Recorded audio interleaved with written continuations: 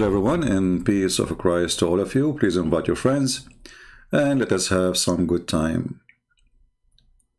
Let us say a quality time of fun. Yesterday we were live.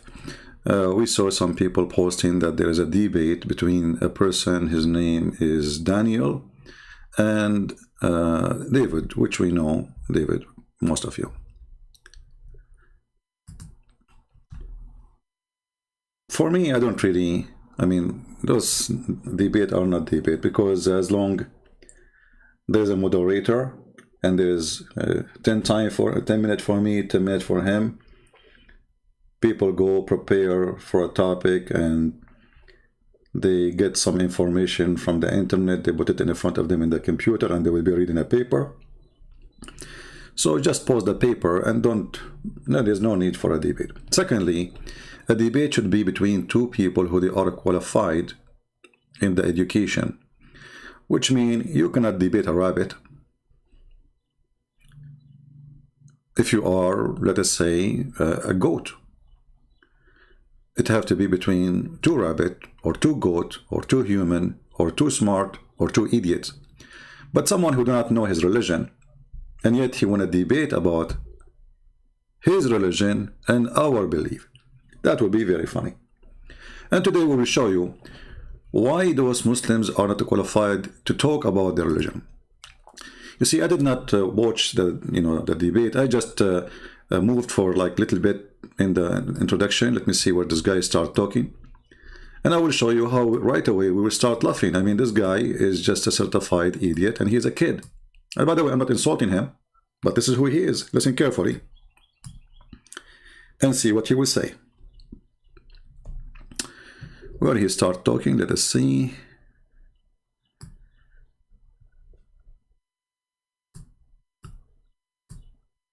Talk is cheap. Proving what we say is different. I want to let you know, first, welcome. We're glad you're here no matter what walk of life you are from. And also want to let you know we are a neutral platform hosting debates on science, religion, and politics here at Modern Day Debate. And with that, thrilled to have you here as well, Dan. Okay, go ahead, my friend. What is this? Go. Where is this guy coming from? Modern Science Debate. What about the women and children? Were they also killed? The soldiers say, no, we didn't kill them. Then well, hold on. We skipped. Thanks for hosting, and thanks to David, and thank you to everyone watching. The debate today is about violence and intolerance, Christianity versus Islam. Let me say right off the bat that yes, Islam has violence, and Islam is not tolerant of every belief and way of life. And that's a good thing, as I'll explain. But my problem with David Wood and other Christian apologists is that they are inconsistent and dishonest. I'm going to focus on three main examples of this inconsistency. The first is what we can call the Old Testament question. Imagine there was a hadith that described Muslim soldiers coming back from battle and reporting to the Prophet Muhammad, peace be upon him. The soldiers report that they were victorious in battle and had killed all the enemy men. Then the Prophet asks sternly, what about the women and children? Were they also killed? The soldiers say, no, we didn't kill them. Then imagine that the Prophet gets enraged at this and condemns the soldiers for not exterminating all the women and children. Now imagine that if a hadith like this existed, David Wood would have no hesitation in citing it over and over again on his channel, making a big... the debate is over. You are a certified donkey, and I will show you the hadith in 2 seconds.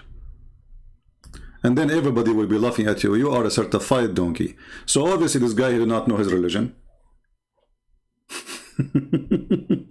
Because if you know your religion, you will not start the debate with this. It's challenging to find such a hadith. You donkey.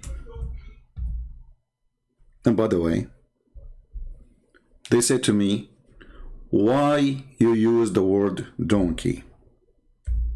Can I find a better word? He started the first 2 seconds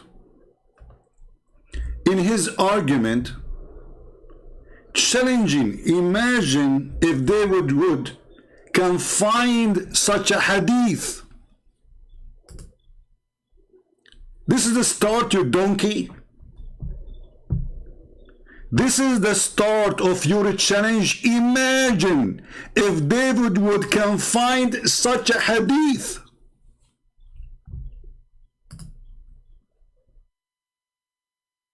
Should I hang up and go? We are done.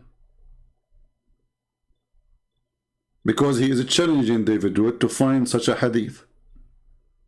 Brother and sister, the Christian and the Muslim, they have an argument. And the day before I start, I'm going to say to David Wood, imagine that David Wood, he hear somebody saying that the Prophet asked his father, do you kill the women and the children? And they said no. And he said, the Prophet said, what? You did not kill the women and children? Imagine that David Wood, he gets that hadith. You idiot.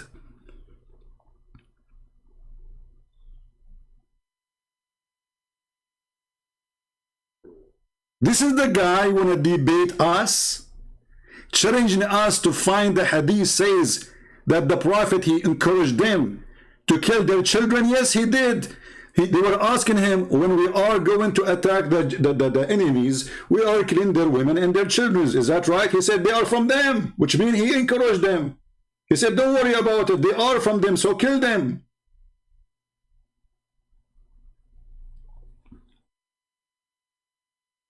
And we would not even start 2 seconds of the speech. The first 2 seconds of your speech is a poo-poo.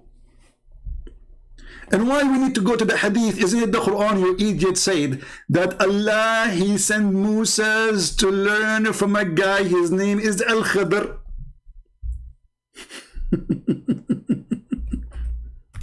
And this guy, brother, he saw a child who is, he fear, brother, that he will not be good to his parents.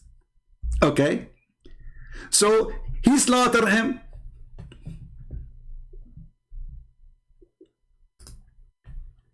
So why he need to imagine that there is something in the religion of Islam, it says kill their children. When your prophet claimed that this is wisdom, to kill a Muslim child, this child is a Muslim child, he's not even a Christian child.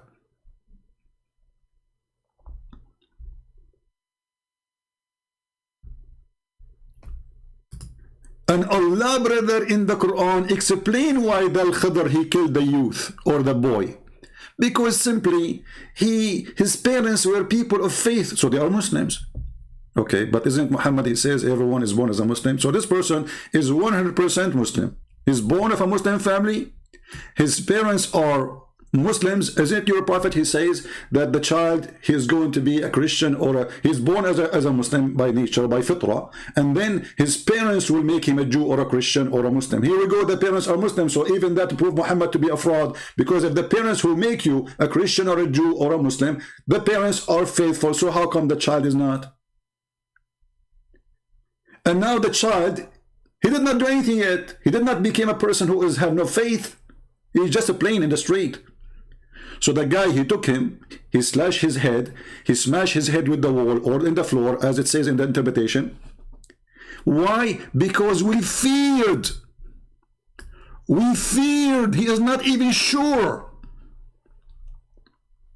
that he would grieve them by abstain on rebellion. Imagine David would he see something the prophet said like this.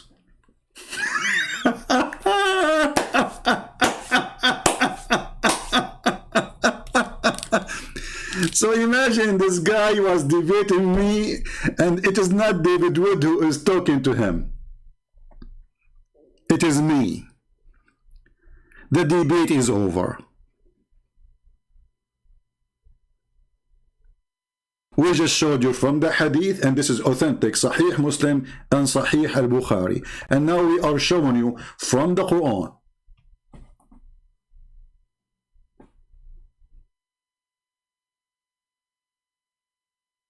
We do not even need to continue. And by the way, when I played, I skipped this part. I did not even hear it, so I just heard this one. because I don't have time really to, you know, so I was moving the video to see when this guy, he, like I go to the video and I look at it, like when his lips start moving in the, like what happened now, you know, when his lips start moving in the video, then I click play. I did not hear this part, I just heard this part. And I cannot believe it that he is so stupid, claiming to be a person who have knowledge of his religion, and yet he is challenging David Wood to bring such a hadith. Imagine if David Wood, he knew such a hadith. Imagine. We do not need to imagine. We will leave the imagination to your prophet, who he imagined that he had sex, but in fact he did not. Who he imagined that he went to seventh heaven, but his wife, she said he did not leave the room. Who he imagined that he is bewitched, but in fact he is just a crazy person. We don't need to imagine. We will leave the imagination to your prophet, who he imagined that your God will make your penis endless. And I'm sure a person like you will be proud, at least in the front of his people, to have such a penis, because this is the proof that you are following the true God. It is the size of your penis. And I don't know how you're going to use it if it is endless and your wife is next to you. How you will have sex with her? You will make a U-turn? And what the point of this huge endless size? Are we going to use it as a pipe line for oil or internet cable? So we do not need to imagine, Abdul. We will leave the imagination to a stupid person like you, who he claim, and the Muslim, they think that he have something to say. But the second you start opening your mouth, frogs start coming out. And I am closing the sink. Thanks for hosting, and thanks to David, and thank you to everyone watching. The debate today is about violence and intolerance, Christianity versus Islam. Let me say right off the bat that yes, Islam has violence, and Islam is not tolerant of every belief and way of life. And that's a good thing, as I'll explain. But my problem with David Wood and other Christian apologists is that they are inconsistent and dishonest. I like it when you say inconsistent. I'm going to play a video for you. Are you ready, Mr. Inconsistent? Oh, hold on. We have a commercial break. The director, he just told me. Commercial break. Hello, Habibis. If you would like to support Christian Prince, please go to Patreon and show your support. www.patreon.com/Christian Prince. We thank you all for your kindly support and enjoy the video. The end of the commercial break.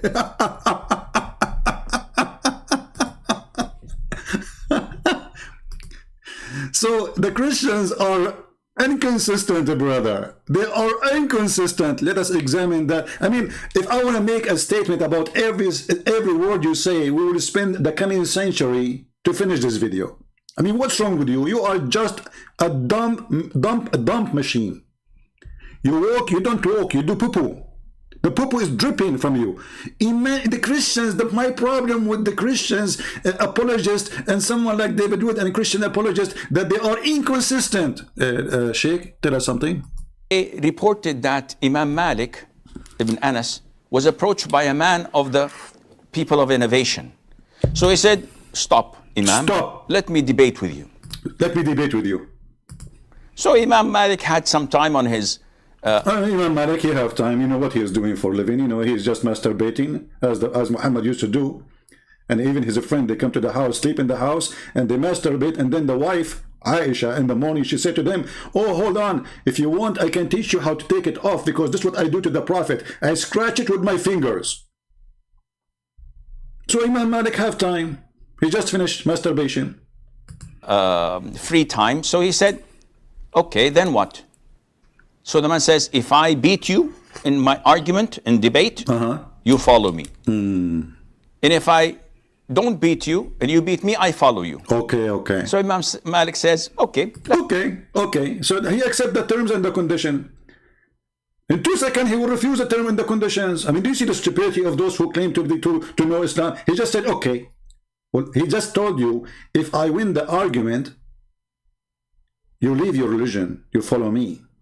And you said to him, okay. What he said next? Listen and laugh. Let's assume I followed you and you beated me. Then we both met someone who debated with us and he beated us. Okay. So the man says, that must be a Christian prince. We have to admit. Okay. We follow him. He said, my son, the religion of Allah is one. And I see that you keep on hopping from one religion to the other. Uh-oh. The one who keep hopping from one religion to other is a stupid. What is it? This is the case of Muhammad?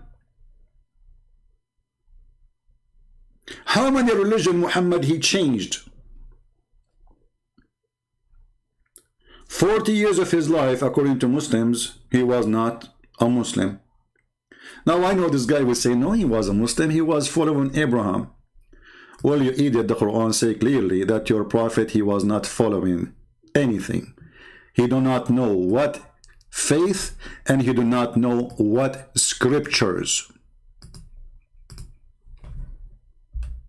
You notice that those who claim to have, let us say, they can answer us or can refute us, they don't really use their Quran to prove any point. Because simply they do not know what they are talking about. So when Muhammad, he in the Quran, his God, he says to him, you know nothing about faith. Let us open the verse. And you know nothing about books, about scriptures. Was Allah lying, or he was reporting that Muhammad, he is a person who was jumping from a religion to a religion? When I say to a person, you know nothing about faith, which means whatever faith you used to have all your life, it was a fraud. You see, he did not say to him, you know some about faith.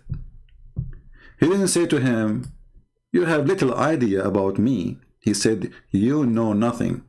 And here you see the Muslim in translation, they try to fix it, but they make it more blind. And thus we have sent to you, between two brackets, Muhammad. By the way, the verse even doesn't say Muhammad. Ruhana, between two brackets, inspiration. This is false. Ruhana in Arabic means our spirit. Of our command, which means with our command. And you know not what is the book, nor what is faith. So what happened, Muhammad? He changing his faith now? He's hopping from a faith to a faith? How? He saw a guy in the cave, he squeezed him 3 times and he told him to read. And then he became a believer? No, he did not. He went to his wife. He told his wife, I saw somebody in the cave. He squeezed me. Cover me, cover me, cover me. And then the wife, she said, hold on. What's happening to you? You are almost going to leak and pee in your pant. Let me take you to my cousin, Warqa bin Nawfal, who is a Christian priest. The prophet, he'd been taken to Warqa bin Nawfal.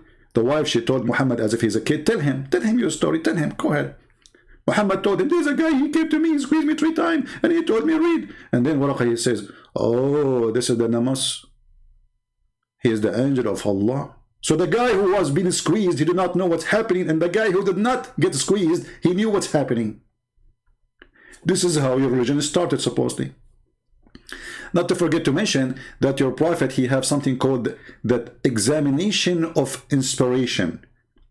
If you don't believe me, I can show you where supposedly Khadija, she did examine if the one Muhammad he see is an angel or not. And how she did that? She did a striptease.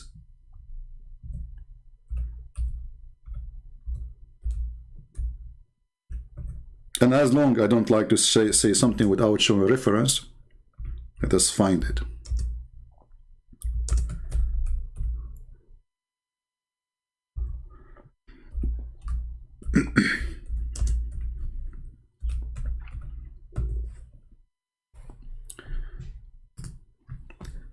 I know that you do not know Arabic, which is make it more even stupid that you pray to your God in a language you do not know. This is a Sirah Nabawiyya, page number 239, volume number 1. What it says here, Imtihanu Khadija Burhanul Wahi. Khadija examining the proof of Muhammad receiving inspiration from Allah. How? Muhammad, he sees someone sitting in the corner.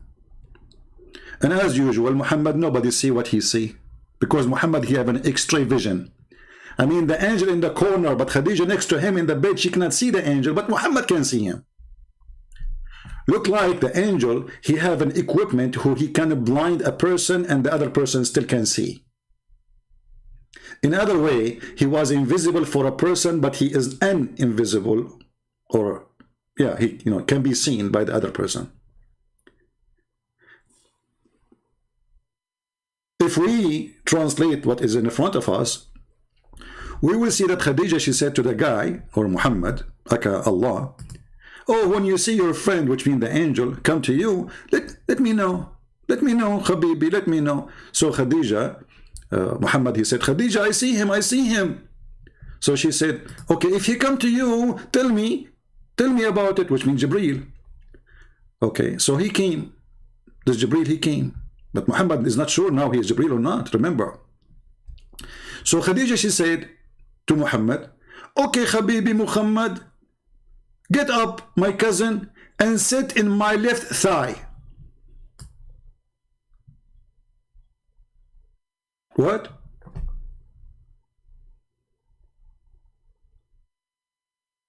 Sit where? And what is the name of the chapter? The Proof of Revelation.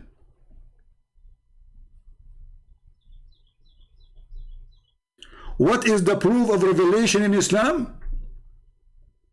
Is the left thigh of Khadija and the right thigh of Khadija and the ass of Khadija, and I'm not going to mention the third one. So the guy Muhammad, he go and stand up and he sit on her lap, and she said to him, okay, do you see him? Huh? He said, yes, I still can see him. She said, okay, turn around and sit in the right thigh. Look, is that going to make a difference now? I mean, look at this story, how serious it is.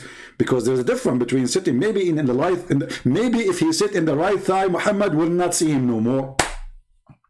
Because location, location, location. I mean, everything is about location in Islam. Look, what this religion is about. This guy is coming to debate us about her prophet.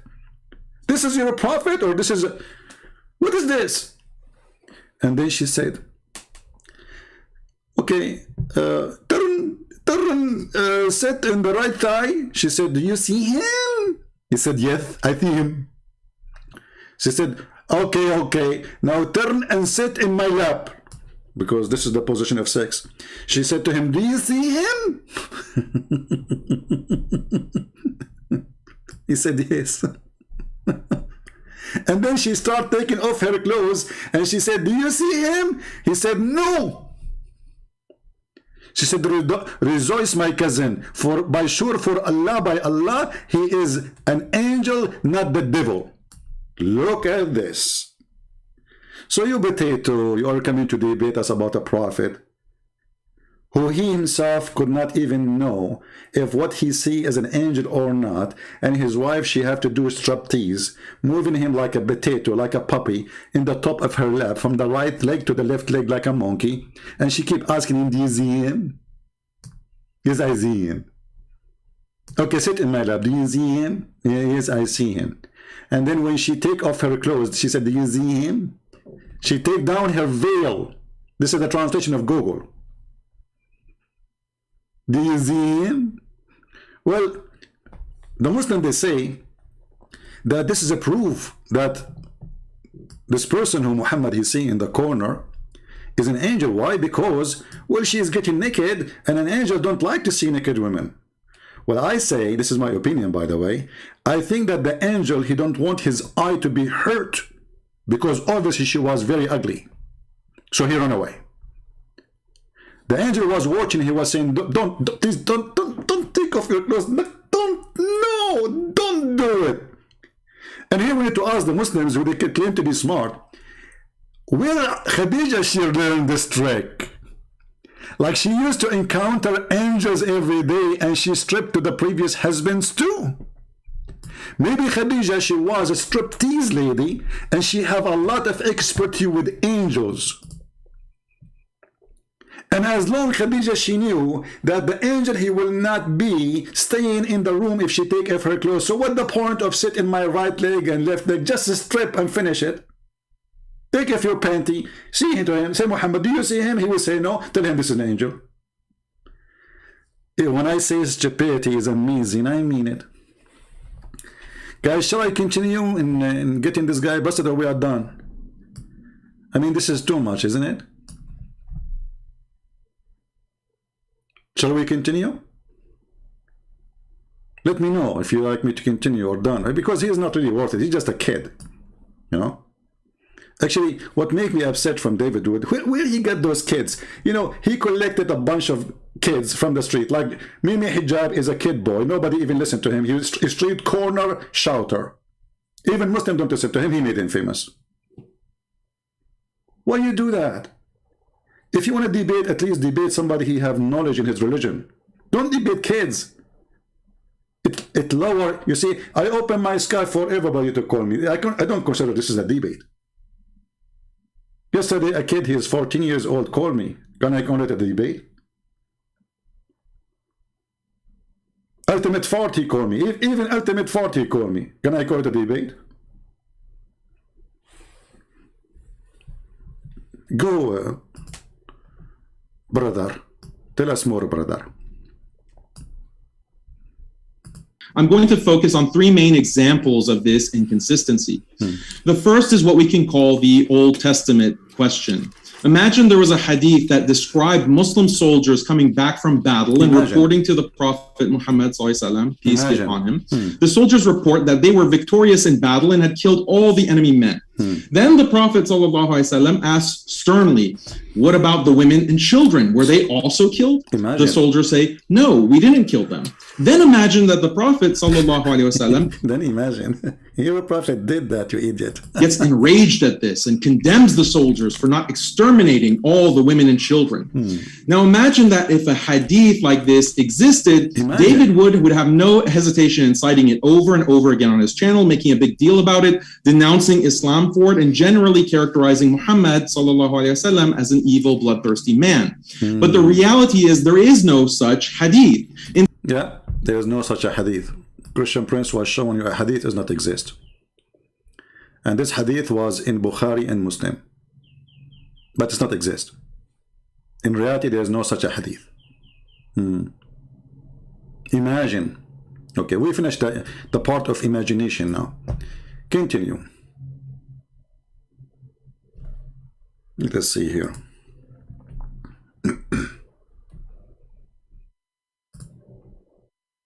Continue your movie.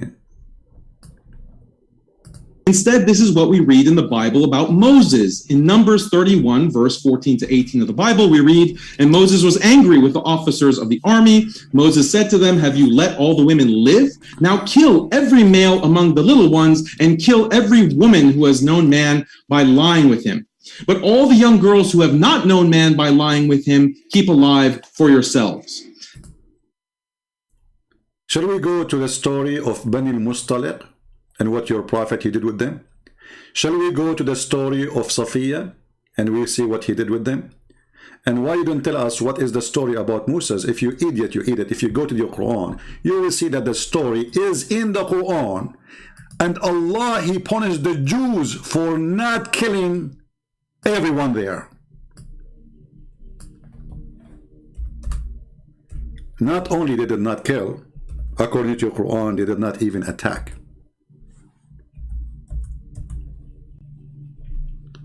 So your God,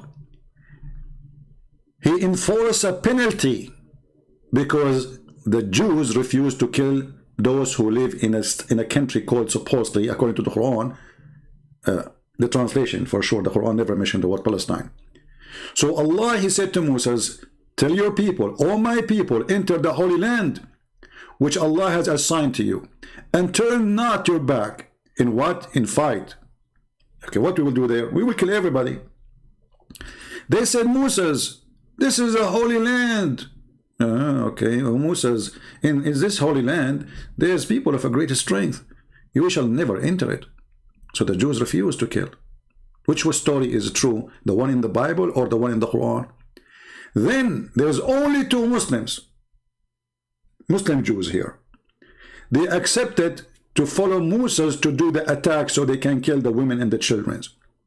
And the Quran described those two who they say to Moses, let us assault them at the gate. And for the rest of the Jews, Allah, He made them lose the land or direction for 40 years for refusing to kill every single man and every single woman and every single child. You are a certified idiot.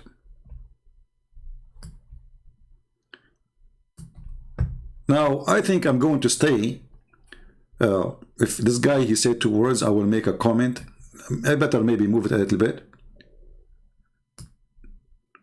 Hands from Jesus Christ, right? Don't give me the usual Christian apologetics about the New Testament superseding the Old Testament and the New Covenant making the Mosaic Law obsolete. Here you notice he is saying that don't tell me that the Christians don't follow the New Testament. Take a note. In the minute 20 and the 22nd, he just admitted that a Christian should not say, don't tell me that you Christians do not follow the Old Testament. Did he say that? Because later he will say, no, you are not. You don't have Allah. Hands from Jesus Christ, right? According to Christianity, right? So when God in the Old Testament in 1 Samuel 15 commands Saul to kill women, children, and even infants, that's again a certified donkey, because the story of Samuel is in your Quran, you idiot. I mean, how we can find a Muslim who know what he is talking about? If you go to the chapter 2, verse number 246, you idiot. It says that Allah, He sent to them, to Samuel, He sent angels to kill everybody.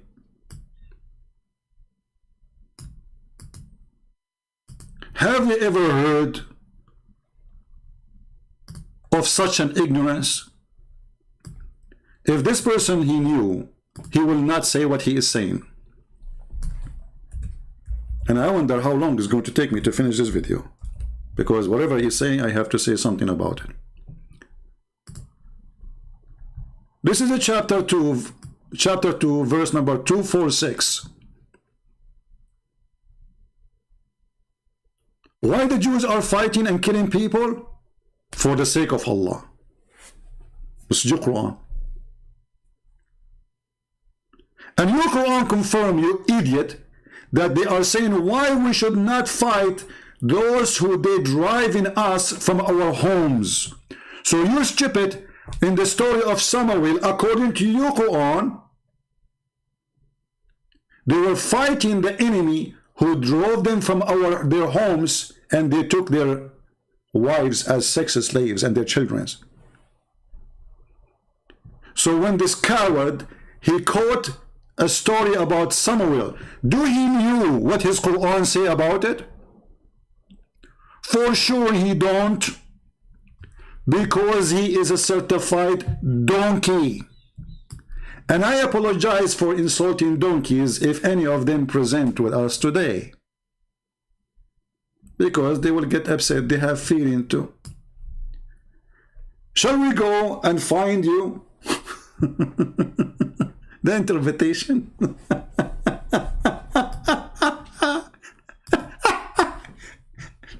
Imagine this guy was debating me. I mean, this is why they don't get close to me. Hey kid, do you have the courage to have a speech with me for like 10 minutes? Do you?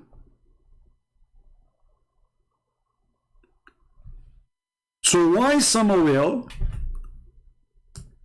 he took his army, he attacked the enemies? Because they killed his people. they took their homes, they took their women, they took their children. And exactly this is what your prophet did. And here you notice,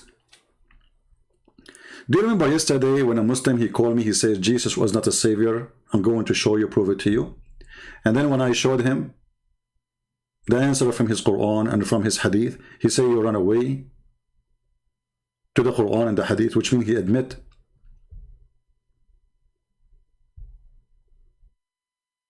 that his argument does not stand for a second if we mention what the Quran say.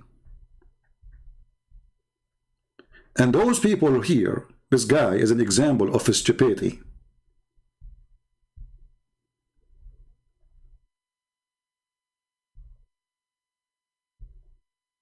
If we go right now to the official government website of the Kingdom of Saudi Arabia or any Islamic website, are we going to find the story of Samuel or not?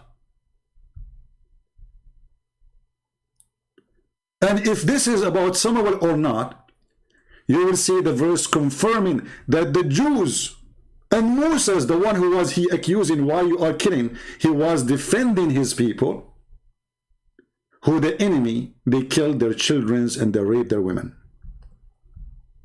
So are you saying your prophet was a liar and your God is a fraud? Obviously, you are saying that.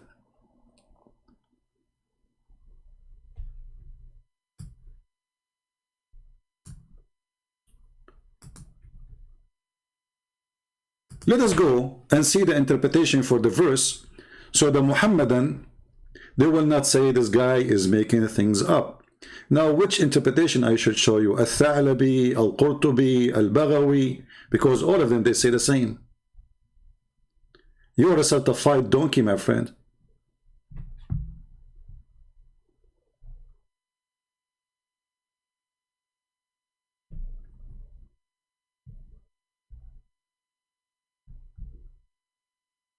Let us open some interpretation.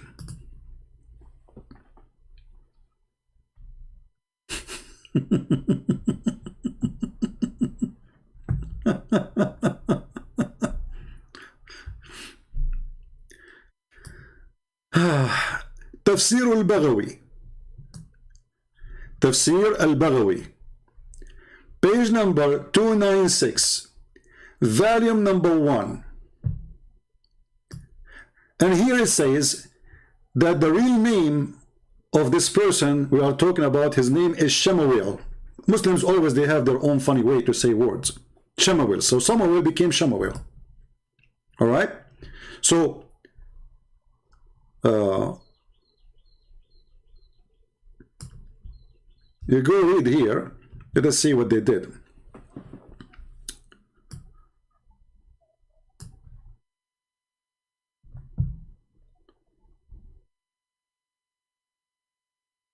Here it says that those people, they attacked the Jews and they captive a lot of their children and their women, and even from the children of their kings. And they took from them 440 little boys.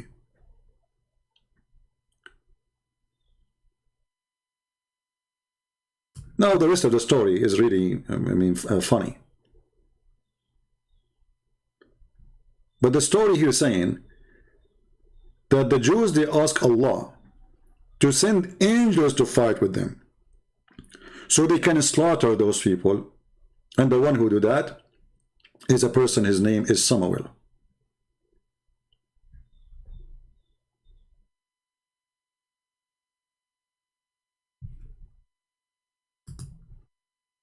Different interpretation. Let us see Al-Qurtubi maybe. Let's open Al-Qurtubi. Give me a second.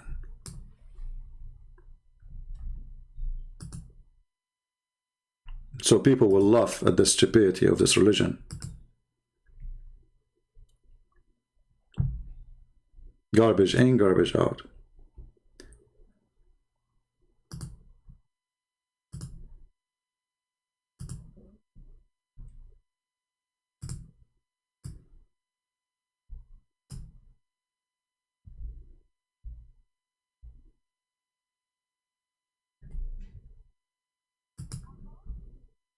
Let us see.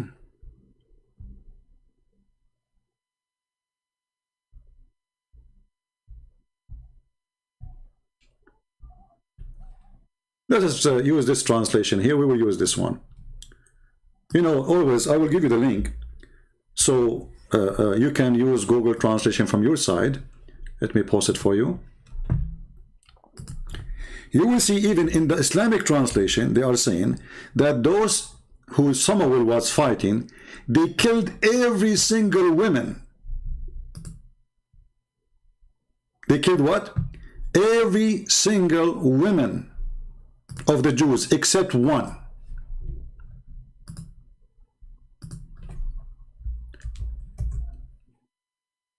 The coward, he is attacking what his God teaching and preaching, and defending Samuel, saying Samuel was doing the right thing, because isn't it the Jews believe eye for an eye?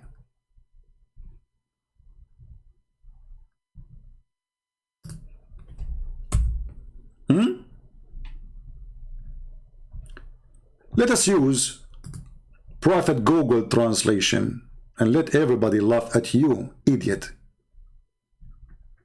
Let us do that.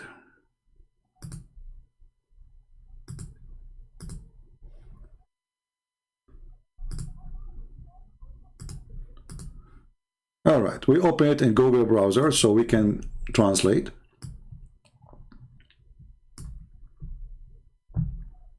Here it says that those people are people from the children of Jalut, and they are living between the Sea of Rome, which is the Mediterranean, and Egypt and Palestine, and they are giant, and they were victorious on Bani Israel, the children of Israel, and they took most of their land, and they captured many of their children, and they capture many of the children of their kings, and 440 of them. And then here it says,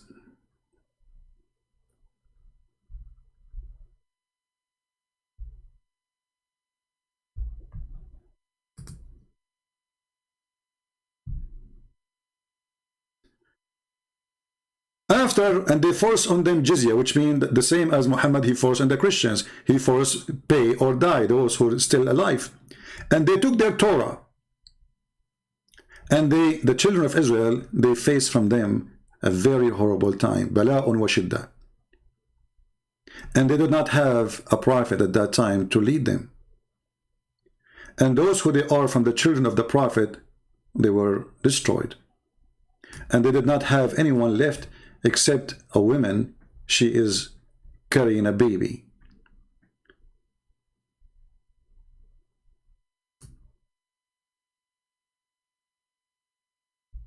And they ask Allah to send a child. So now the Jews, they have only one woman. I mean, look at this story. There's only one woman left. And she is the one who is going to save the nation.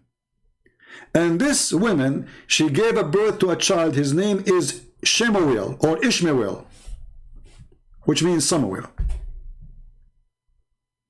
And the woman, she said, Allah, he heard my dua, my prayer. And she taught him the Torah, and he grew. And one of the elders, he take care of him to teach him. Then Samuel, he came to him, an angel, his name is Jibreel, while he was sleeping, next to this old man. And then the angel, he asked him to stand up. And he told him, tell your people that I am going to, Allah, he decided to send you as a messenger and as a prophet to your people. When Samuel, he came to his people, they accused him to be a liar. And they said to him, oh, you are seeking to be a prophet. You are rushing for it, but did not come to you. And they said to him, إِن كُنْتَ صَادِقًا فَبَعَتْ لَنَا مَلَاكًا or malakan, if you are truthful, well, send us angels, ask your God Allah, angels, so he can fight for us for the sake of Allah as a proof of your prophethood. And then this is what happened. Allah, he sent angels and they slaughter all the enemy. So this idiot, he was making fun. Let us now click at translate. And I gave you the link already, right? I gave you the link. Actually, this link I gave you is very long. Let me hold on. Let me make it short. Let me give you a different website. Just give me a second. Because this link is very long. I mean, there's many interpretations in the same page. So I want to give you a page which is directly for this interpretation, so you will not be confused. All right, this is the interpretation, the same interpretation we are reading, but this is from the official kingdom website of Saudi Arabia. Let me know, please, if the website is opening fine.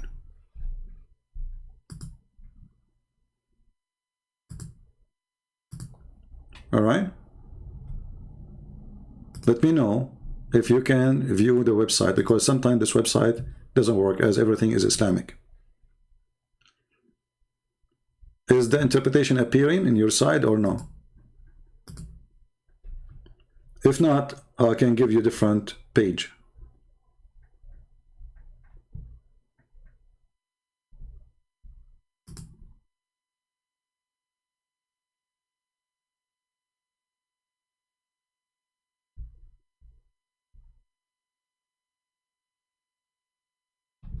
Is it working?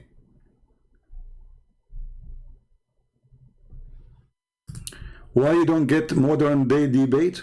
Well, I use old day debate. And my old day debate is better. Get lost. We don't do debate. People don't care about modern debate. Is that a fashion show, you idiot? Why you don't get modern day? What is that? Like, you know, make a plastic surgery for the boobs like Muhammad? Modern day debate. You don't dare even to talk to me. Well, you don't do modern day debate, Christian Prince. Here we go. I'm doing the modern. This is the most modern. We are using computer. We are using your website. We are using your stupid interpretation. We are using your scholars. We are using your prophet words. Is it modern or it's not modern? I dare you to say Muhammad is not modern. That Muhammad is an old-fashioned expired? Muta boy. Christian Prince, why you don't use modern debate?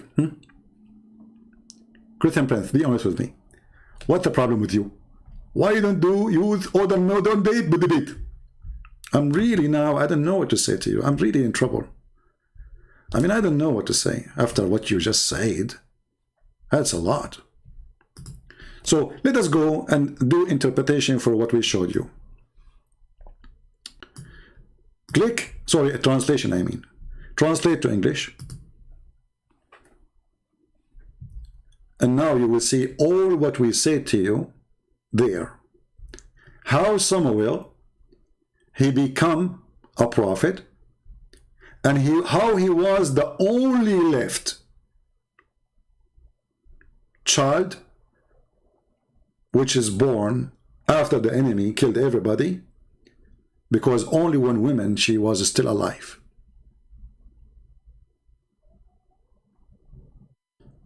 And how Allah, he chose him to be a prophet. And then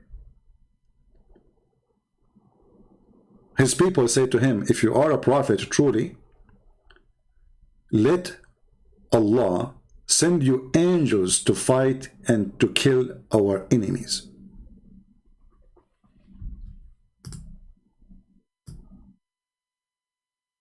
Translation here says the word angel, always translated as a king. The fact this is the word angel, malak, because it's confusing. Malak can be, you know, like from malik. So if you are a prophet, if you are claiming to be a prophet, well, ask your God to send angel or angels so we can attack the enemy and kick them away from our homeland. And we free our people from slavery. So this guy, he was attacking the story of Samuel, because he did not know, this donkey, that this is a story is exist in the Quran, and his own version of explanation get him busted.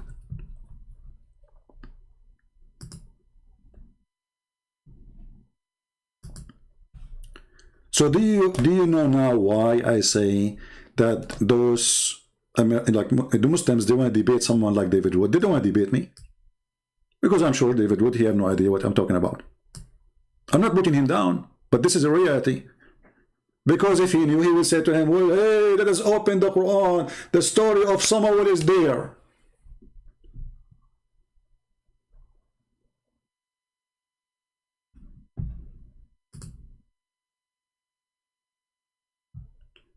Are we following? When I criticize a Christian, I never put Christians down. But I criticize everybody, and you can criticize me when I say something wrong.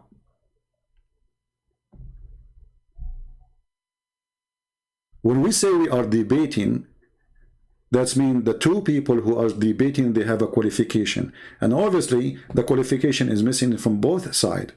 Because one side, he have little limited knowledge about Islam, and the other side, who is the Muslim, he know nothing about Islam, to the point he challenged David Wood to show him a hadith that the Prophet was outrageous for not killing children.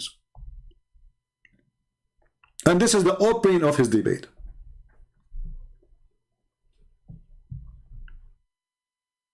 Shall I continue? I mean, this video will take with me forever, because every second this guy, he says something, he make poo-poo. Seriously. I mean, we did not even play from his statement even 1 minute yet. It is a minute, and now we have 52 minutes respond, proving him to be stupid idiot from his book.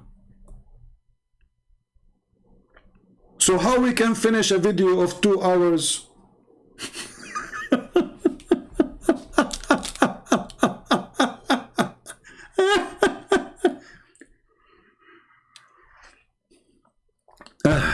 Lord have mercy. Somebody saying you are debating yourself, speaking alone. Well, why you don't give me the Skype of this guy and I will call him right now?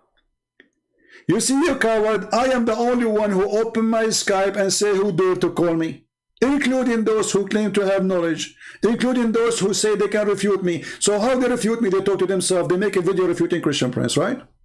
So you see how stupid you are? As long as Christian Prince, you talk to yourself. Why you don't call a Christian Prince right now and get him busted? Do you want to do that? Jimmy, do you have the courage to call any of your friends, all those who you think they are powerful, or to give me their Skype to call them right now in front of everybody? And then there's no excuse that I'm debating myself. In fact, it is you who keep saying we debate only Christian Prince face to face. This is what you say, not me. I never said no to anyone. When the last time I said I will debate you only face to face? What is face to face about? Here we go. They are talking to David Wood in internet. What face to face is about? So who is the coward? And what is the answer for what I say?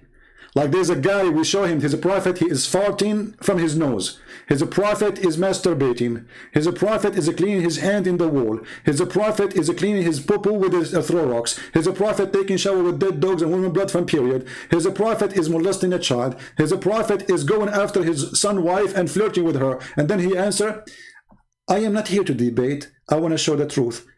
And he posts something about an article about the Bible. What is the answers for everything we say? Cowards. Muta boys.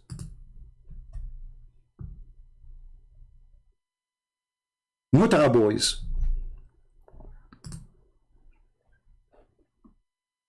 And he come in every video, he posts the same thing. I'm not here to debate. And he posts the article, which is funny, and he don't dare. I say to him, why you don't call me and let us see if you can, if you dare to speak about it.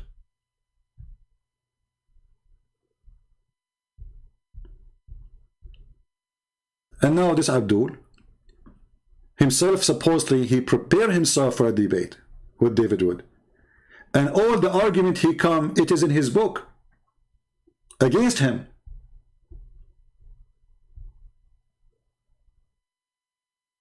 Actually, every Muslim should be laughing at him now.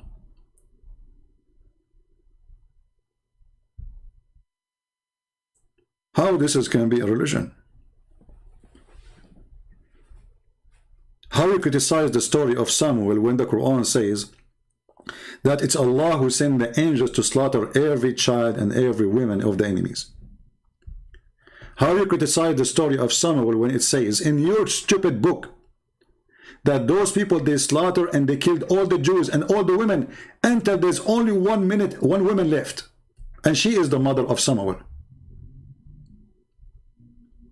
What happened, my friend, that those dummies, they are dummies. And we are in the time where people, they praise dummies.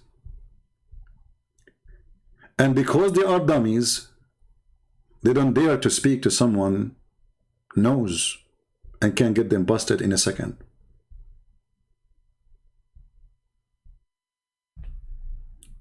Shall we go back to the story of in the video of this guy? Otherwise, it's going to take us 10 years to finish.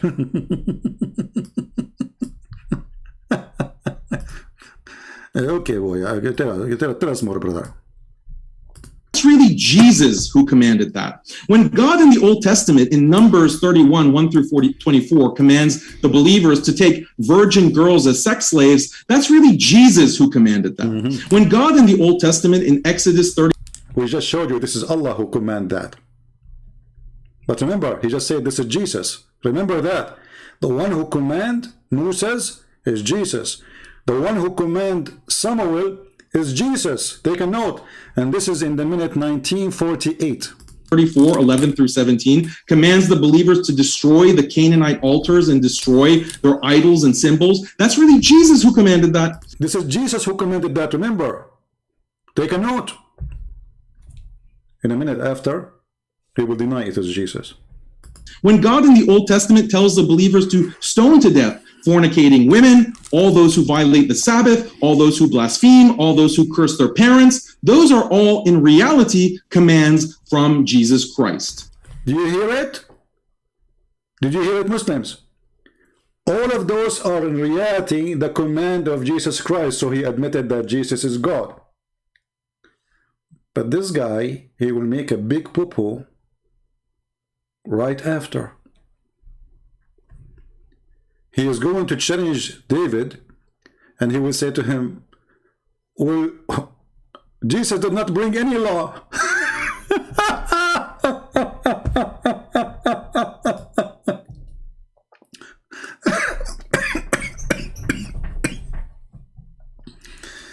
He made a speech that Jesus, he have zero law. You know what zero law mean? Zero. But in his introduction, he's saying that all those law is coming from Jesus. I mean, how stupid this idiot is. What your mother, she feed you? Manure?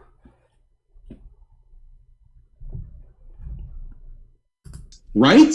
Don't give me the usual Christian apologetics about the New Testament superseding the Old Testament and the New Covenant making the Mosaic Law. That is false, because Jesus said, I did not came to destroy, I came to complete. So we got you busted. Continue.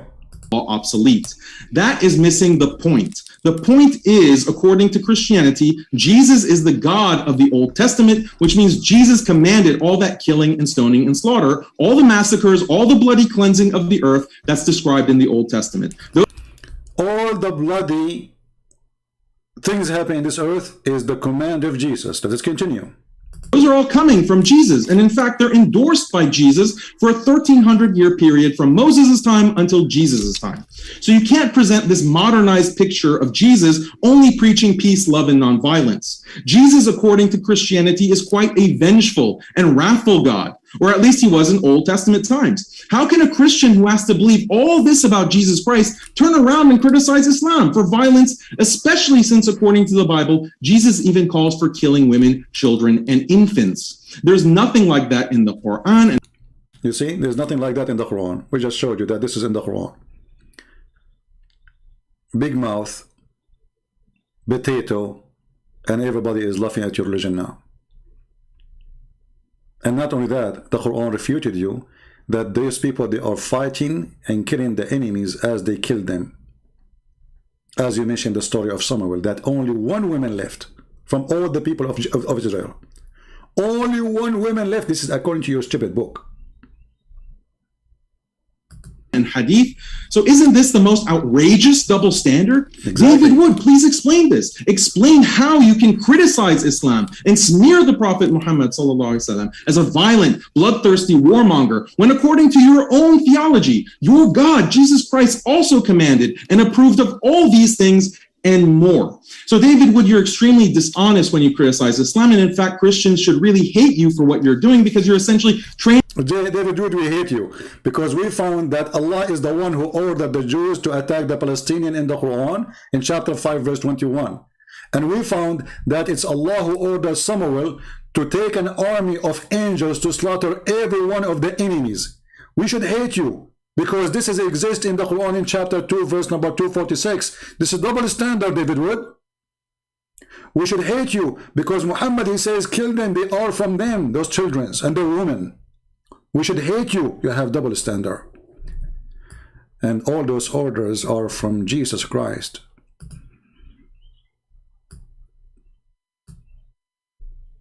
When this guy, he said, is that in the beginning that I missed something? I don't know. Because later he would say, I'm trying to skip it, because this will make the video English, by the way, where he just said that Jesus did not bring any law. Let me see if I can find it. Anyone knows what made he said that? Warfare and so forth. As a Muslim, I gladly concede all of Okay, hold on. Let me see when he start talking about Jesus, he have no law. pagan regime, and he would presumably not be interested in criticizing or rebelling against other regimes, like an Islamic government or a communist government or a liberal government. Let's see. This is just a garbage talk now. Claiming that he was an advocate for these types of liberal ideals and that he would have disapproved of Islam. So this is the politics of Jesus question, and there's also the Old Testament question and the Christian. Hold on, maybe we skipped it. Let's see. The problem with this option is that a modern liberal state of this type did not exist before the about sin should cast the first stone, or do not resist an evil person and turn the other cheek. Okay, hold on. Pagan regime, and he would presumably not be interested in criticizing or rebelling against other regimes, like an Islamic government or a communist government or a liberal government. He is not concerned with politics at all. On this view of Jesus' teaching do not imply a critique of Caesar's law and military politics, but this would also mean that Jesus wouldn't be critical of Prophet Muhammad, his laws and military policies. I mean, why would Jesus be fine with the pagan Roman emperor who was engaged in persecuting believers, but have a problem with Muhammad? You see here, you see the stupidity and the lies. Jesus, he don't have a problem with the Roman. How is that? Where? When the Jews, they come to Jesus and they said to him, should we pay tax to Caesar? Jesus, he showed them that they are the one who is obeying the Caesar, not him. He asked them, do you have coins with you? Do you have money? They said yes. He said, show us. One of them, he grabbed one from his pocket and he showed him. And he said to them, what is this picture in this coin? They said, this is Caesar. So he said, give to Caesar what is to Caesar. He never said to them, obey this Caesar or that Caesar. He showed them that they are hypocrite. In the same time, you coward, it was your prophet, and you are the one who's saying the Roman are pagan. It was your prophet who was supporting the Roman. There's a chapter in the Quran, it's called the chapter of the Roman, where your prophet, he promised that Allah will give victory to the Roman because they are believers and they will be victorious. So who is the one who was supporting the Roman? Did Jesus say to the Roman, you will be victorious? And when the Roman, they will be victorious, the believers will be rejoicing? Why you will be rejoicing for the Roman who they were at that time disbelievers in Islam, and until now.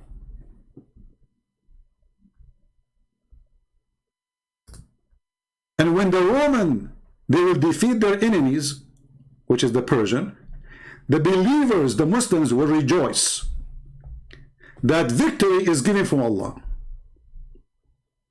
to the Roman against the Persian. Again, this guy, he do not know what he is talking about. Jesus never praised the Roman. Jesus, he never adopted the law of the Roman.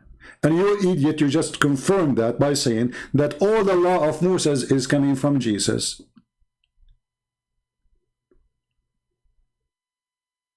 You are just a stupid mental idiot. But I'm trying to find where he said that Jesus, he have no law. Is that in the second response? Anyone can help me? Because I want to move there. Because you will see how stupid what he's saying. He totally contradicts himself. Where he start explaining that Jesus, he brought no law. He said that Jesus, he have a three... let me see, maybe I missed something. Which minute is that? I did not take a note. I should have taken a note, so we don't play all the video all endless.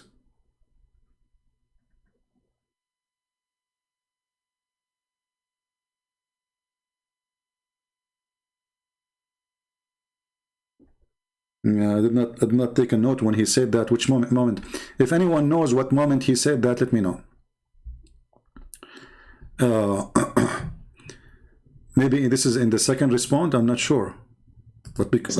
So this option is out. The second possibility is that Jesus is concerned with politics and political change, but he's an anarchist who believes in abolishing law and armies because these things are violent and intolerant. This is why Jesus says things like, he who is without sin should cast the first stone, or do not resist an evil person and turn the other cheek if someone assaults you, or... Yeah, here we go. Listen carefully. So he is giving us three options. If an unjust person takes your coat, give him your cloak as well. The interpretation is that Jesus is not talking about an ethic of forgiveness in these Bible verses. He's actually talking about abolishing laws against assault and robbery. He's against policing people. He's against a military force that would stop a foreign army from assaulting and robbing the populace. You see here the liar, the scumbag, he just said all kind of lies. Where Jesus, he abolished the law. When they come to stone the women, did Jesus say to them, don't stone her? Anyone can show me a verse saying that Jesus said, don't stone her? Jesus said to them, if any of you don't have sin, cast your stone. So he's saying to them, you are a bunch of hypocrites going after this poor woman, but you are fornicator like her. Where Jesus said, don't stone. Since when? When Jesus himself, he said, I came to complete, not to destroy. So your argument is stupid. Where Jesus said, if somebody doing a robbery, let him go. Can you show me? Isn't it Jesus is the one who said to Peter, the one who lived by the sword will die by the sword, which means the punishment for killing is killing. So you are a fraud, and you are making false statement against the teaching of Jesus. Where Jesus, he said you can do fornicate. Where Jesus, he said you can be a thief. Where Jesus, he abolished those punishments. Can you show us? When Jesus said if somebody hit you in your right cheek, this is not a theft. He is teaching us not to use violence in return and use the law. There's a law, they live in a state. At that time, actually, there was a law that if you hit a certain cheek, and actually this was existing even in Europe, a noble fight.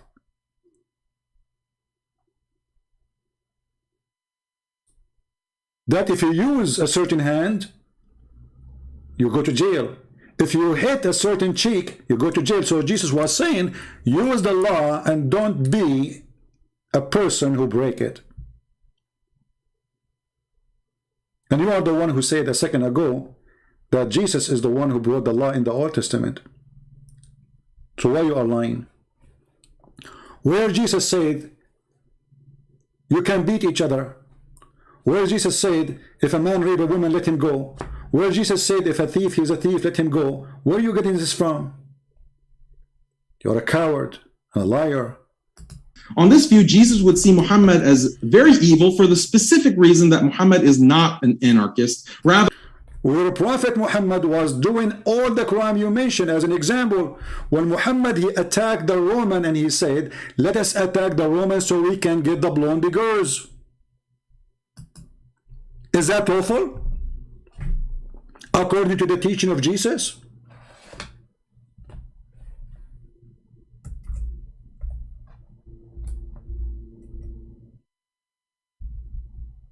Is that lawful according to the teaching of Muhammad? Let us open the reference so they will not say I'm making things up. Why Muhammad he attacked the Roman? Did the Roman attack Muhammad? Never. He said attack the Roman so you can capture the blondie girls.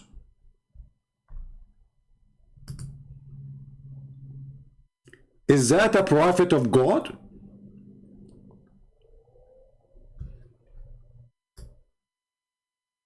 This is the interpretation. You can open Al-Qurtubi, you can open any interpretation you want. This is the Dur al-Manthur.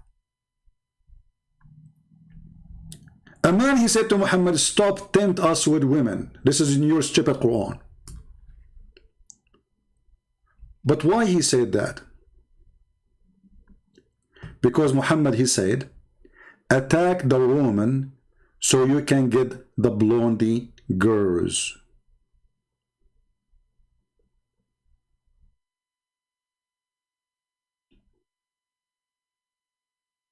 What kind of a prophet he have such an ethic?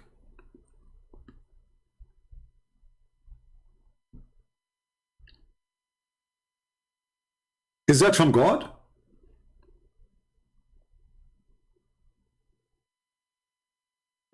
Is it from God that we will attack the neighbors so we can get their blondie daughters? I thought your prophet was doing jihad for the sake of Allah. It turned to be that his jihad was for the sake of a blondie women. He did not say to his followers, let us attack the Roman so we can convert them to Islam. He was saying attack the Roman so we can get the blondie and their women.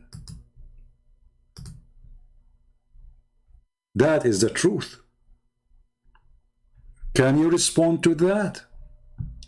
Well, it doesn't say that, CP. It doesn't. Are you sure? Yes, CP.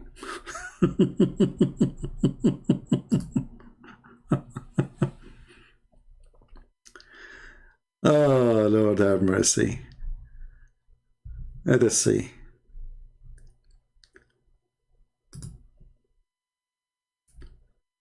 For some reason, this website here, the Saudi Arabia, is not opening. Let us see the different one. Here we go. At-Tabari, value number 10, page number 191. What Muhammad he said to the Muslims: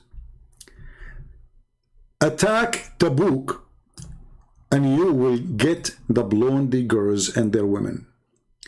A person, his name Al-Jad, he said to him, please don't tempt us with women, which means this man is saying to Muhammad, you are a scumbag, trying to make us go for war with other land just for the sake of getting some blondie girls. Is that from the mighty God? Attack the woman so we can get the blondie girls?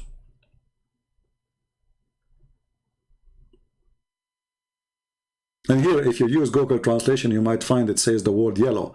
The Muhammad, he used the word yellow for the blonde.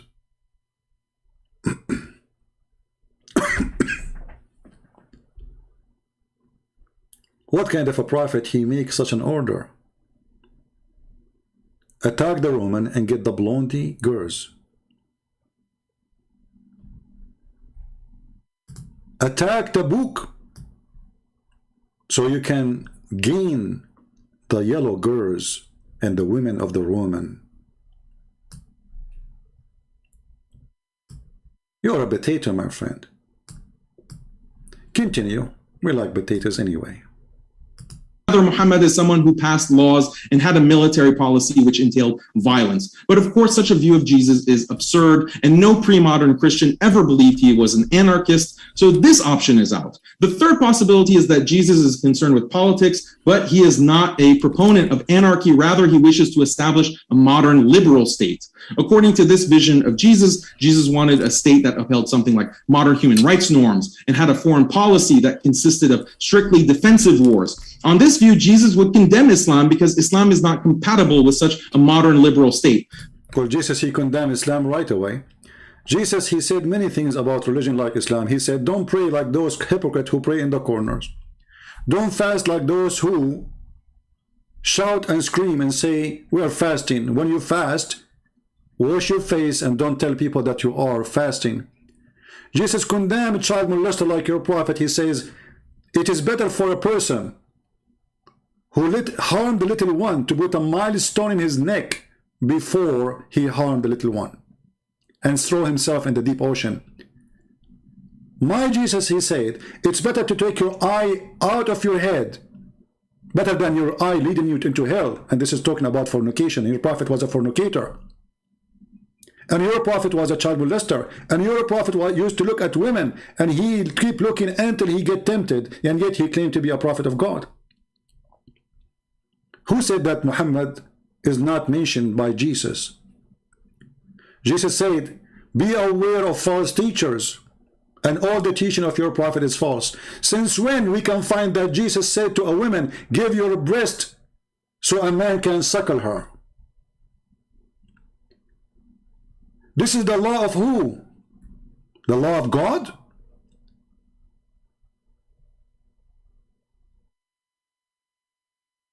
Did Jesus approve a murder?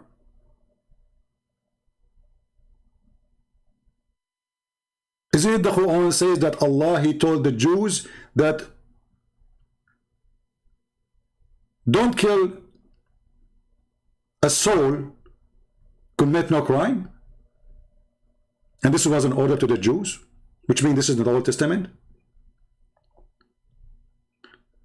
So when you say, well, the third Jesus, then he should be condemning Muhammad, he condemned Muhammad all the way.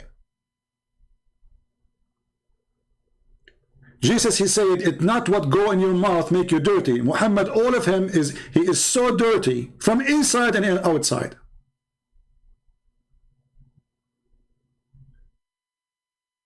Have you ever heard of a prophet of God? He said that the one who is proud about his inheritance before Islam tell him to go and bite the penis of his father?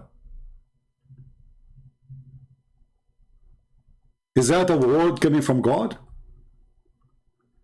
Did Jesus allow the Christian to do mut'ah and have 3 night stand for sex? Is that your God teaching? This is in the Quran, chapter 4, verse 24. So when discovered, he said that Jesus did not condemn Muhammad if he is, as we claim, according to him. Well, all the verses in the Bible condemning Muhammad. In the top of that, even the Bible says that the one who is the liar, who is the Antichrist, to make it more clear, is the one who denied that Jesus is the Christ and the Father and the Son, and he is the Son of the Father. So he was condemning your prophet. Continue, Abdul. The problem with this option is that a modern liberal state of this type did not exist before the Enlightenment in the 18th and 19th centuries. Furthermore, modern liberal secularism was primarily created by atheists. Here is just stupid, he forgot to tell you that Jesus, he did not have a state to make a state law. I mean, how stupid, how naive, how dumb you are. Was Jesus a king of a state and he have ministers? Do he have an army and soldiers? Did he establish a government? What are you talking about? How silly you are, just a teenage kid. That can be a question if Jesus was ruling the country and he put a law into test. then we can question the law he made into test.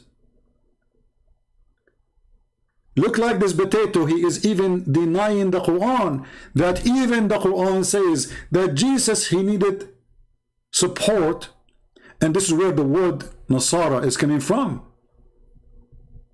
He said, who is going to help me? The disciple, they says, us. He have only 12 disciples, he don't have a 12 army. He don't have 12 ministers. So what this guy is talking about?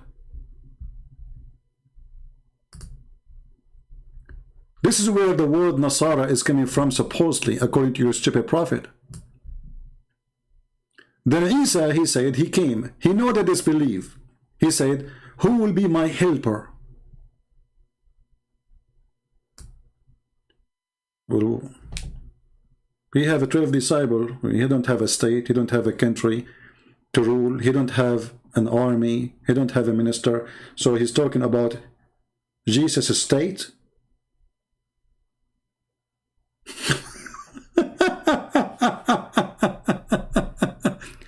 If Jesus have a state, you donkey, then why your God Allah, he run with Jesus to save him from the cross? If Jesus have a country and a state and an army, so how they will crucify him? If Jesus is the one have a control of the law, as a king, as you are claiming, well then who is the one who want to put him in the cross? His army? You are an official stupid who made a paper before you go to the debate, and now we are laughing at you. And I wonder when I'm going to finish this video. Continue. Deists and critics of Christianity. Furthermore, earlier states established by Christians, like the Byzantine Empire, the Spanish Empire, etc., none of these were modern liberal states or anything close in terms of respecting human rights and so forth. How could Jesus have called for a state that never existed? This is a historical... He just said never existed.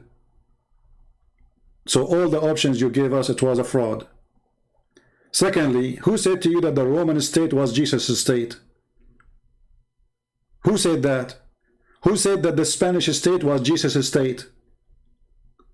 Was their constitution the Bible?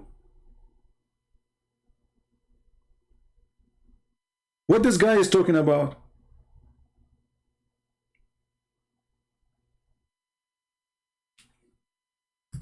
error, so this option is out. Furthermore, Christians should consider what is involved in a modern liberal state. It involves, among other things, protecting the free speech of people who blaspheme God, facilitating sex outside of marriage, which just... I like that. You know, if you want to support the freedom, then you have to support sex out of marriage. Will your prophet support sex out of marriage? Actually, most of your prophet relationship was sex without marriage. Was Mary the Copt his wife? Was the wife of his son his wife? When your prophet, he went to the house of his own son and he flirted with the wife and he said to her that, my Allah, he made my heart flip for you.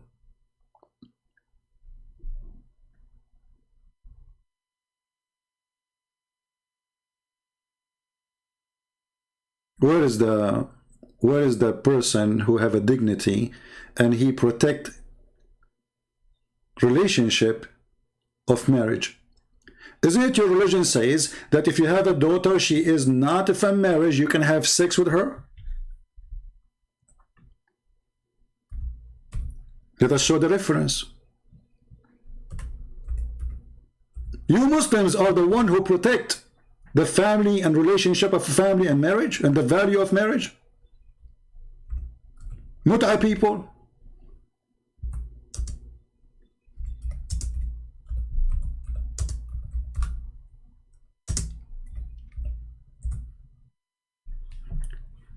This is Tafsir al-Qurtubi. What you will say to me, it doesn't say that? This is Tafsir al-Qurtubi, volume number 13, page number 59. The Quran, وَجَعَلْنَاهُ نَسَبًا وَصِهْرًا. What does that mean? Read carefully and laugh.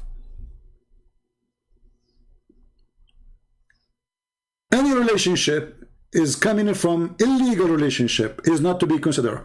Therefore, it doesn't go under the Quran where it says, حُرِّمَتْ عَلَيْكُمْ أُمَّهَاتُكُمْ وَبَنَاتُكُمْ. Therefore, it's forbidden for you to have sex with your mother and your daughter. So to make it simple, the Quran have a verse saying, you cannot have sex with your mother and your daughter.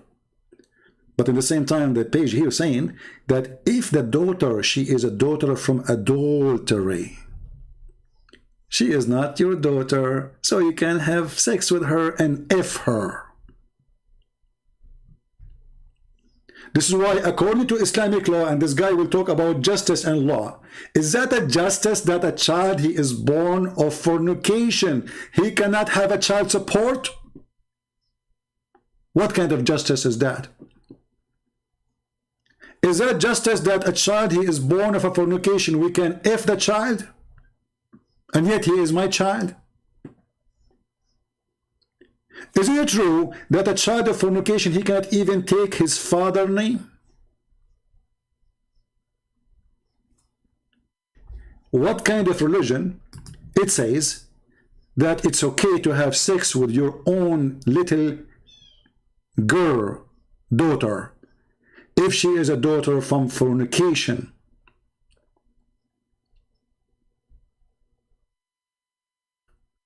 When your scholar says that Allah, he made relationship by lineage, which means by marriage, by Sharia Law, and according to the most accurate opinion in Islam, that Allah, he made for sure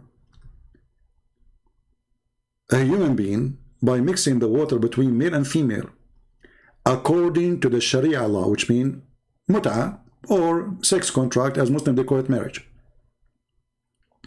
But if it was from sin, then this is coming from something forbidden or forbid for a Muslim to do, supposedly. Therefore, it's not what is coming from something is forbidden is not forbidden for you to do with it, which means the daughter, she is not your daughter. So because of that, your daughter from and the mother of your daughter, which means the woman you are fornicating with, and the daughter which you have fornication with her, from that fornication, this daughter is not forbidden for you to have adultery with her, because she is not considered as your child. And this is according to the most accurate view of the religion of Islam. So when this edict, he says, Jesus will Jesus condemn Muhammad teaching? And here, by the way, I want to ask you, as long as you mentioned that, how come your God Allah and your prophet never mentioned that Jesus, he did not bring any law? Can you show me where in the Quran it says so?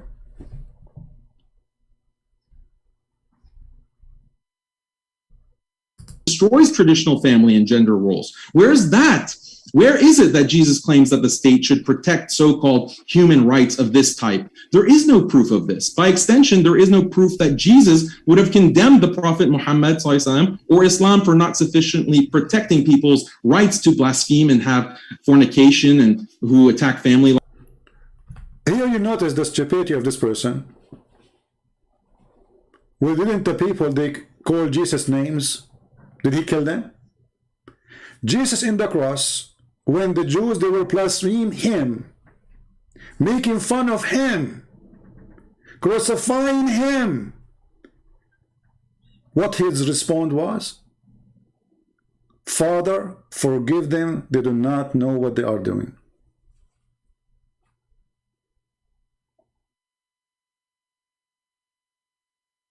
They are doing it to him, not cursing God in heaven.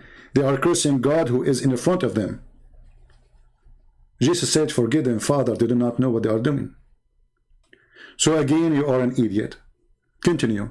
Life. David Wood is abusing the historical Jesus by claiming that he was an advocate for these types of liberal ideals and that he would have disapproved of Islam. So this is the politics of Jesus question, and there's also the Old Testament question and the Christian governance question. If David cannot answer these three issues in the debate, he really has no leg to stand on in criticizing Islam for violence and intolerance.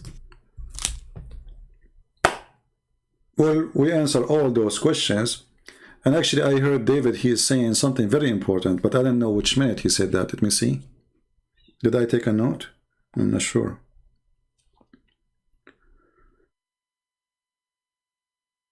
Let us see.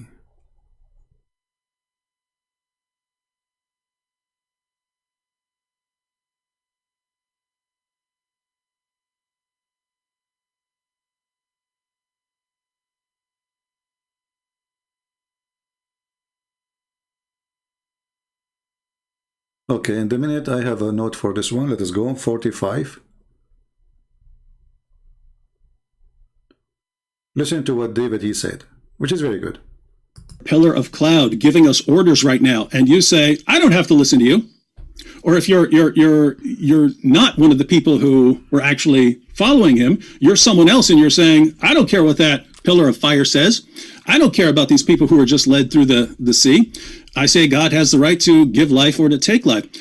This is very different from Muhammad coming along. Someone who comes along and the guy thinks his first impression of his revelations was that they were demonic.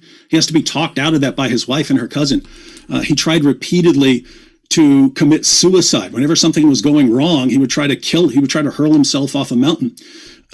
He admittedly was... Stop. Because this guy, he did not like what you said, David. I'm going to put him in the screen about what you just said. He was moving his head in a certain way. I'm not sure why. Watch carefully. Pillar of cloud giving us orders right now, and you say, I don't have to listen to you. Or if you're not one of the people who were actually following him, you're someone else, and you're saying, I don't care what that pillar of fire says. I don't care about these people who are just led through the sea. I say God has the right to give life or to take life. This is very different from Muhammad coming along. Someone who comes along and the guy thinks his first impression of his revelations was that they were demonic. He has to be talked out of that by his wife and her cousin. He tried repeatedly to commit suicide. Whenever something was going wrong, he would try to hurl himself off a mountain. Did you see how he moved his head? No, this is not true. Muhammad, he tried to kill himself. No. You are so cute. Look at his face. He's moving his head like a lizard. Let's go to the hadith. Potato. No. This is your stupid prophet trying to commit suicide many times. Not only once, not only two. The hadith says many times. And here the reference. This is Sahih al-Bukhari. You cannot tell me this is weak. 6982. So don't shake your head like a lizard. It says here that we heard that he intended several times to throw himself from the top of the high mountain, and every time he went up to the mountain in order to throw himself down, Jibreel would appear before him and say, "Oh Habibi Muhammad, indeed you are a messenger of Allah." So obviously your prophet himself, he don't believe he's a prophet, because when he hear that, he calm down, he go home.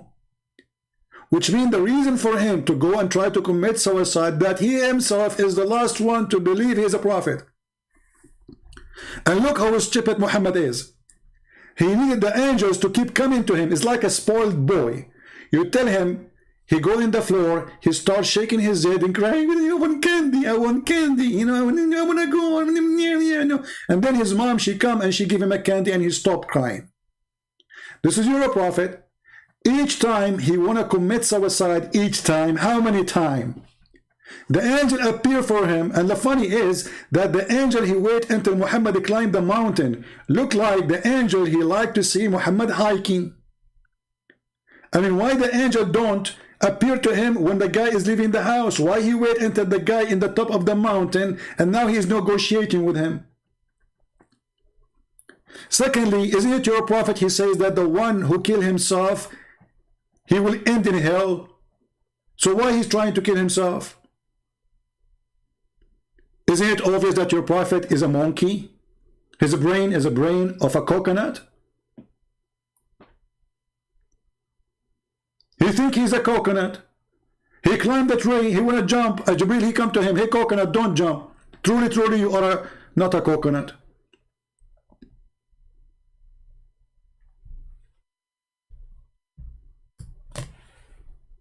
Hey, go David. Tell us more about the coconut.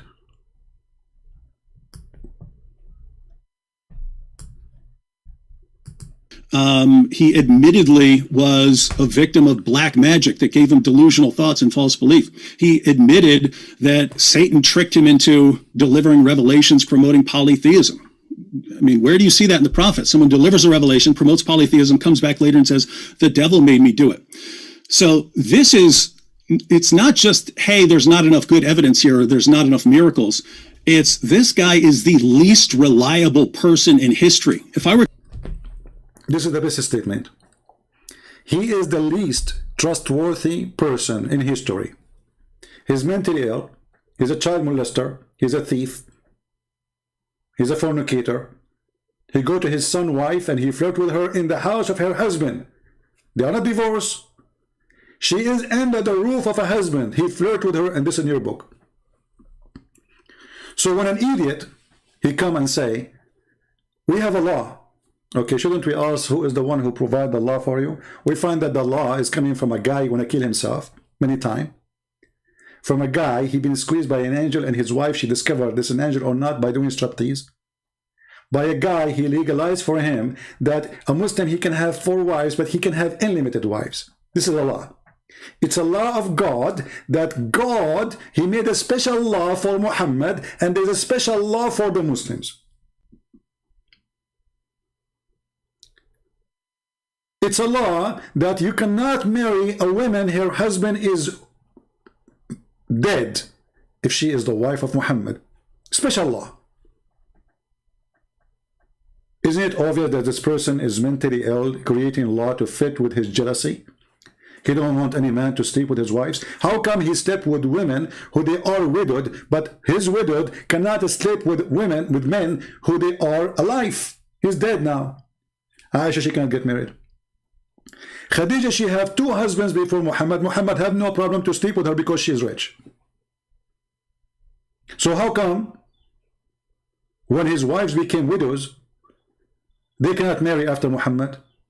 Is that a law of God? You ask Muslims, why a Muslim woman is better for her to marry if her husband died? They would say, this is will prevent the fitna, which means temptation. Okay, good. What about the wives of Muhammad? They don't have temptation? Their vagina is closed by wax? Protected by Allah? What is the problem of the wife of Muhammad after his death? She marries someone else. So Muhammad obviously is the last trustworthy. Is it trustworthy to have a person, he go to your house and you are his son, and when you are not there, he flirt with the wife?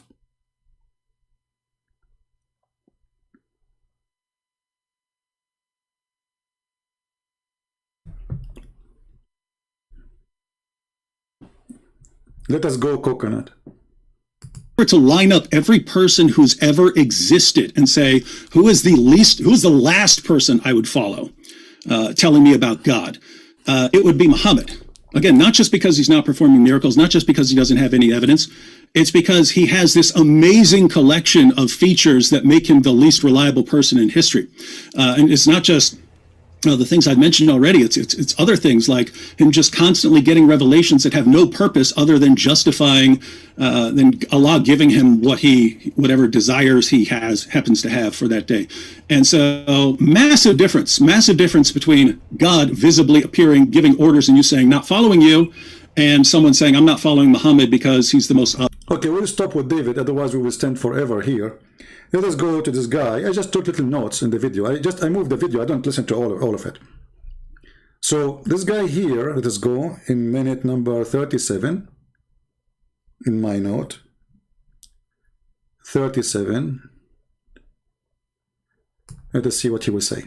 Were ordered to be killed and slaughtered and destroyed. And the other point that you made is that I'm trying to attack the Old Testament for its violence. That's not my point. Like, you completely misunderstood my point, David. My point is that how are you criticizing Muhammad sallallahu alaihi wasallam and the Quran? How are you criticizing us for abiding by this religion when these things are found in the Old Testament? Can you find me where in the Old Testament it says you can go and take the wife of your son?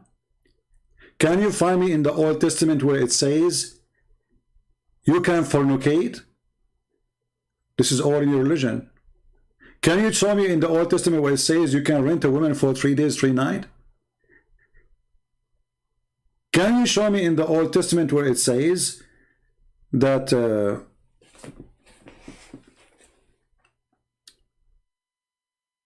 in the case of murder, I will go for that later, just wait for this one. Just wait. And you don't consider Moses to be an evil person. You're the one who is inconsistent. I don't have a problem with the slavery that will have been practiced according to Mosaic law. I don't have a problem with many of these instances of violence and intolerance. The people who have a problem with it are atheists and liberals, the kinds of people that you are sometimes, fraternizing with on your YouTube channel. They are the ones who will criticize the Old Testament for those kinds of acts of violence and intolerance. I'm not saying that everything that's in the Old Testament is exactly true, because as Muslims we believe in tahrif, basically, that the older revelations have been modified and distorted and corrupted. And by the way, this is the view that is corroborated by Western scholarship.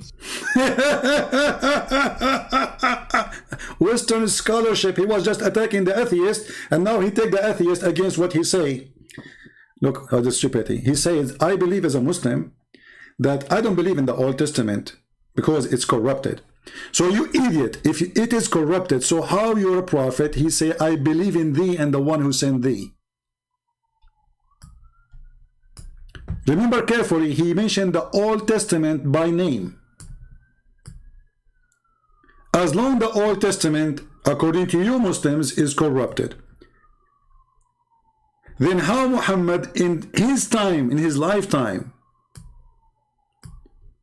he come to the Jews and he said to them, bring me the Torah, and he would draw the cushion from underneath of him and he placed the Torah on it. Look how much respect he's showing. And he's saying, I believe in thee and the one who sent thee. But you just said, I don't believe in thee and the one who sent thee. So you just confirmed that Muhammad, as David would say, he is not a reliable person. He's a stupid. Because if the book of the Jews is not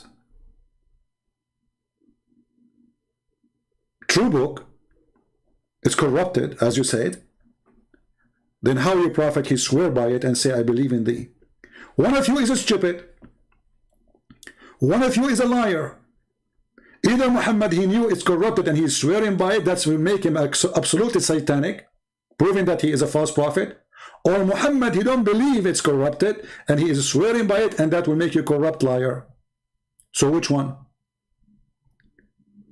Here you notice the idiot. He said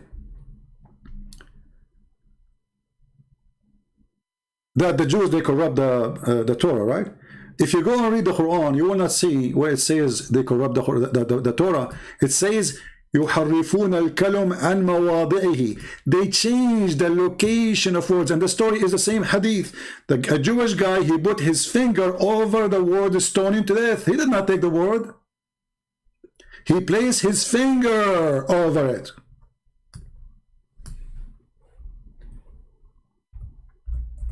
And I have a surprise for you, idiot.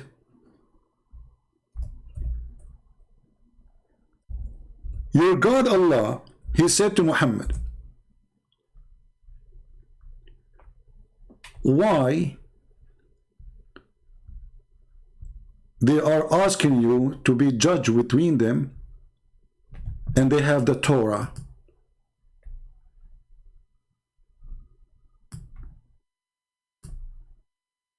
But why do they come to thee for decision, for judgment, when they have their own law before them, in front of them? Do you see it? So he just confirmed that the book of the Quran is not trustworthy, because I don't believe that the Torah is correct, it's corrupted. And when your God, the stupid God, he is saying to Muhammad, how come the Jews are coming to you, asking you to make a judgment, when they have the book of judgment, it is the Torah, and it is between their hands? Do you see it? And by the way, it is in the same verse, in the same chapter, where it says the Jews, they are يحرفون الكتاب, which means they are playing with the book. The same book, the same stupid book.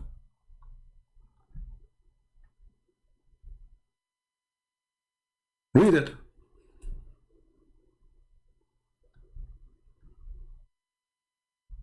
Stupidity is amazing.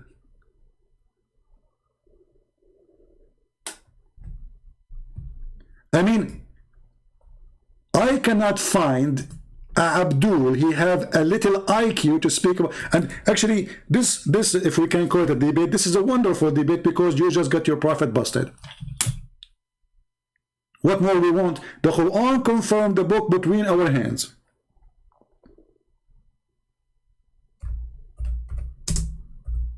And he confirmed the gospel and the Torah. But this Abdul, he won't agree with the Quran. Is that your book?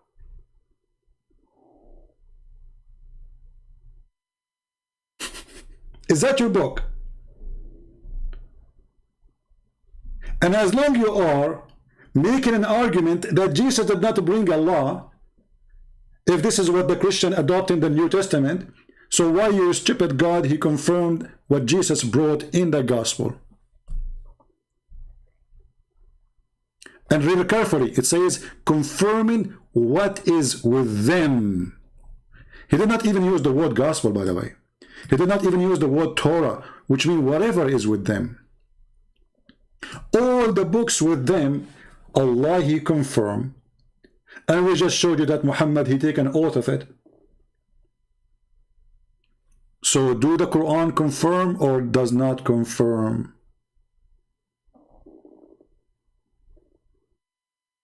Do you see the stupidity? And when this guy, he say and he speak that Quran and Islam brought a law, can you tell me the law of rape in the Quran? For sure there's no law, because Muhammad is a rapist. And as long the Quran is made by God and you have a law, what kind of God he changed his law every few days? Let us read together, because I want to finish this video, otherwise it's going to take forever. For whatever this guy he said, it's a horrible for his religion, not for us. He said nothing, except he got his prophet busted. He said that the Bible is corrupt, the Torah is corrupt, his prophet, he swear by it. He said it's corrupt, and the Quran says confirm it. He says it is not to be followed when the Quran says why they are asking you about judgment when they have the book between their hands. And then we find this.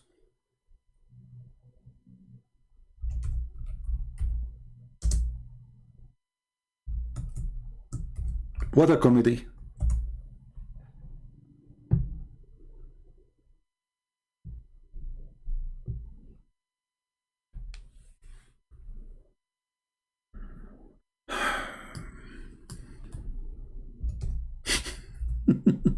You have a book of law? You have Sharia law? Let us see. Chapter 2, verse number 106. Remember, he's talking that Muhammad, he brought a law. What is the law? Whatever verses between two bracket Revelation do we abrogate or cause to be forgotten? Question. Allah, he made a law, and now he will make you forget his law. Why? Do we have any Abdul in the crowd?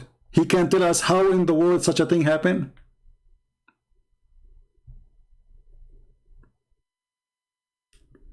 First of all, he just said that the Bible is corrupt, but based on this verse, the Quran is corrupt too. Because based on this verse, there is somebody, he make us to forget the law of God. Based on this verse, the one who calls us to forget is Allah. But this doesn't mean that Allah is a stupid, mental psycho. He make a law, and then he wants us to forget the law he made. As an example, Allah, he made a law that women, she can give her breast to a stranger. The Muslim, they claim that a goat ate the Quran, and she ate with it the stoning to death and the breastfeeding for adult. Question: the goat, she ate the verses of a breastfeeding for adult. Did she eat your memory too? As long as you are saying we have a law and our law is preserved, well, the goat, she ate the paper. Did she eat your head? Did she go to every Muslim house and she eat her memory, his memory? And what kind of, he said to us, if Jesus is, then Jesus should condemn. Did Jesus say to a woman, if you see a man and he is not lawful for you, give him your breast and let him suckle it 10 different times? Is that a certified honorable teaching, or this is a perverted man making fun of his followers? And then Aisha, after that, she listened to her husband, so she asked her sisters to open their bra and to give their boobs to whoever come to see her, which is very nice, to be honest with you. Too bad I wasn't exist at that time to practice my hobby of a breastfeeding for adult.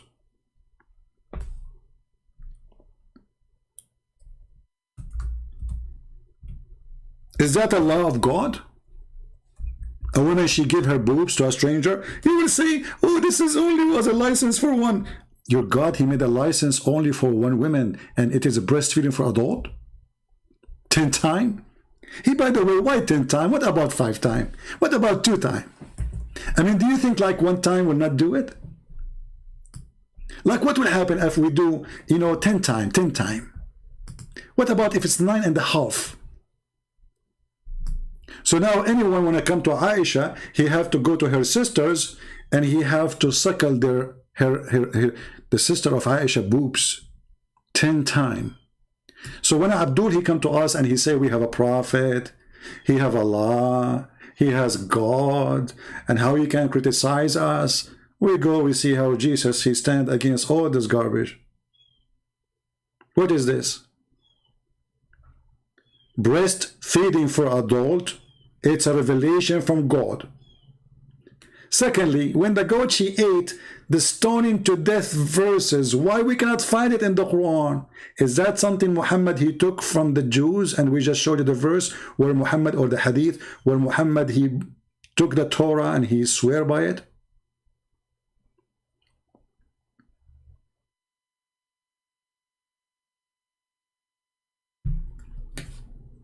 Shall I say more, guys, or we have enough for today? I mean, we can continue forever.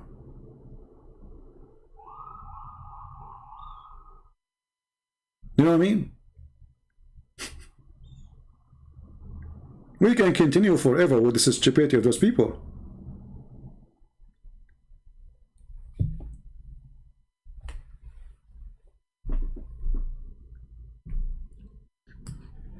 This guy, he said in the video, I have in my note here in the minute 41, I think. Let's see. You see, I was just going over the video, like just I moved the mouse. I'm not going to listen to everything. And whatever he say in that moment, I save it. Minute 41.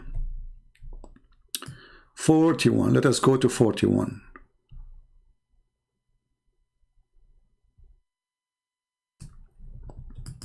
and we believe in the Torah, we believe in the revelation of the past prophets. They've just been corrupted and distorted. And we got your prophet busted because he swear by it and the Quran confirming it and say we believe in what is between our hands. So you are stupid again. Continue. I don't have a fundamental problem with the violence there. So I think you've misunderstood my entire argument. You got it. We'll kick it over to Also, David. wait, I have 30 seconds. Can I just say one No. He just remembers something. He just remembers something. Listen carefully. more thing? Sure. Sorry. So also, you cited a lot of Augustine. You cited a lot of different Christian authors. I don't think that's really relevant because I can also cite many Christian authors who said very intolerant things, and Christian emperors, Theodosius, who was very intolerant. You see here the stupidity is, I can recite Christian who say intolerant things. We are talking about God teaching. We are talking about Jesus teaching. And you are talking, okay, Christian Prince, he says something. What does this have to do with Christ? Look what he will say now. Tolerant with his policies. You have to go back to the original sources because that's how you criticize Islam. You look at the Prophet, peace be upon him. So when you're justifying just war theory and so forth, place it in Jesus's actual teachings. Thank you very much. We place it in Jesus' actual teaching and we place it in Muhammad's actual teaching. So the actual teaching of Muhammad to go and attack the tribe of Safiya, and then he killed the husband, the brother, she was a bride, and the father, and then he raped her before he left the town.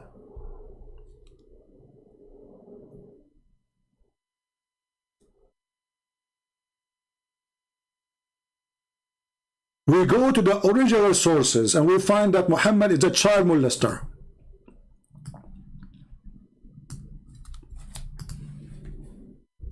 Who have a sexual desire after a child.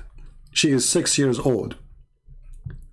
We find that Muhammad, he encouraged his men to go after children to rape them, claiming that they are more fun.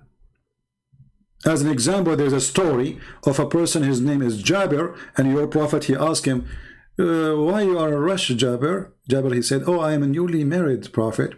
Muhammad, he said, did you marry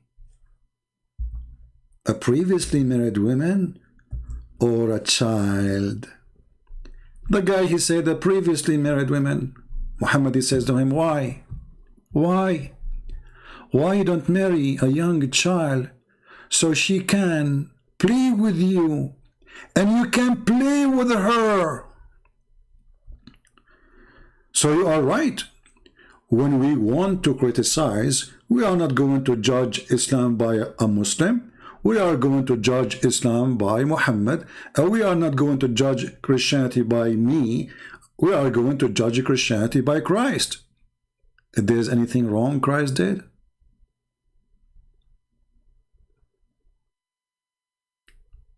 when the man, he answered his prophet, he said to him, well, I dislike to marry a child like the orphan I have in my house.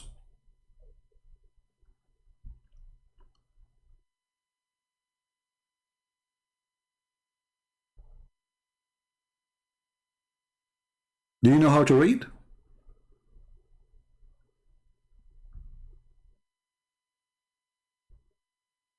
Read carefully what the man, he responded to the perverted Prophet Muhammad.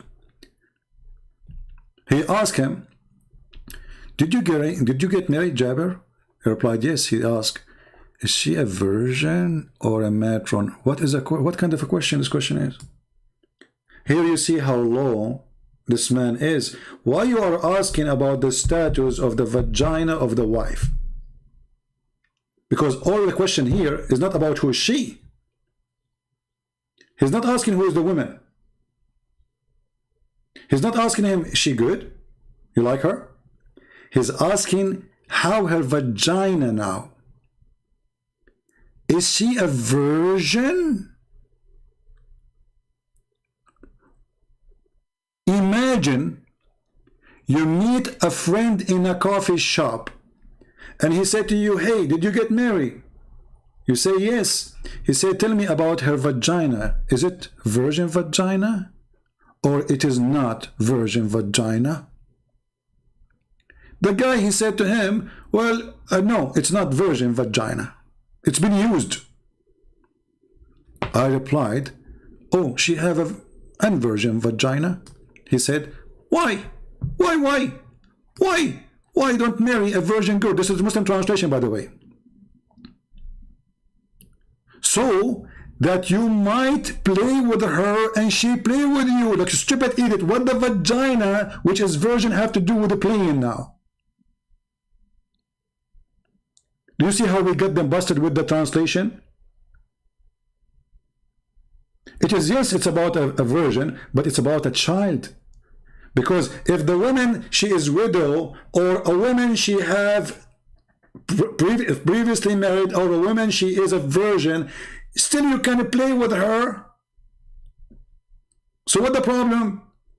So do you think if the woman, she have a previously used vagina, you cannot play with her?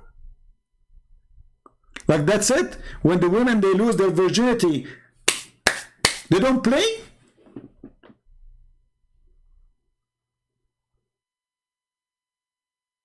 This is the religion you are trying to debate us about it. And this is the prophet who says to us, let us go to the original source.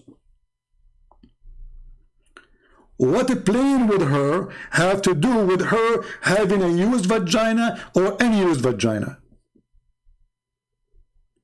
Continue, you will understand. This is not about virgin. This is about a child.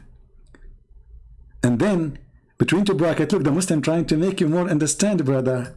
Or you might make her laugh. Or she make you laugh. Look how cute. You are so cute, bride. You are 5 years old and lovely.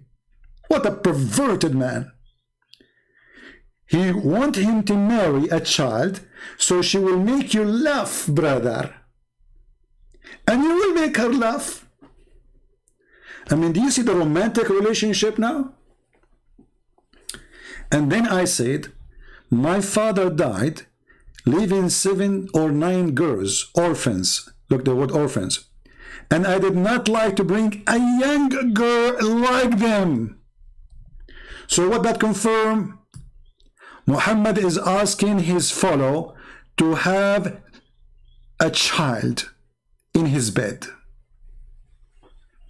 I did not like to bring what? A girl, and this is not my translation, take a note.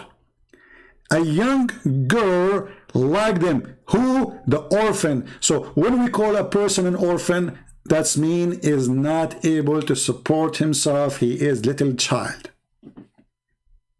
This is what orphan mean. So I did not like to bring a child like them. I married a woman who can look after them. Do you see it? So don't criticize, criticize by the original sources. Well, this is the original sources. And this is Sahih al-Bukhari. Because I know you will say, you will touch your nose, and then you touch your ass, and then you scratch yourself, and then you take a booger, and then you put it in your mouth, and then you say, I heard nothing. No, you heard it. This is al-Bukhari.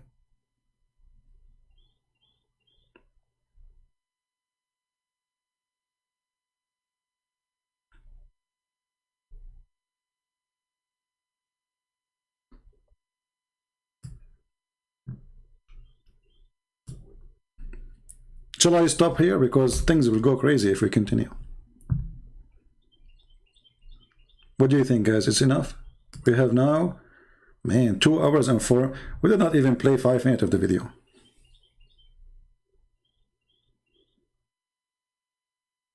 It doesn't say Jabir, it says Jabir. You're an idiot. Guys, I do not know Arabic. I mean, so why my English is funny? So what is my language? It doesn't say Zabir, it says Jabir. Idiot.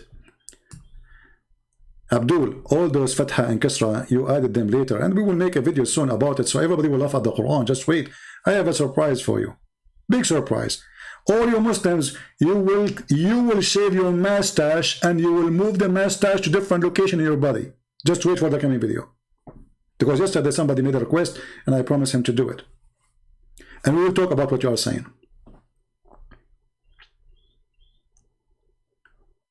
How in the world this can be a religion? Oh, we need to take commercial break? Oh, okay. I know about that. Commercial break. Shall we take commercial break? I don't know.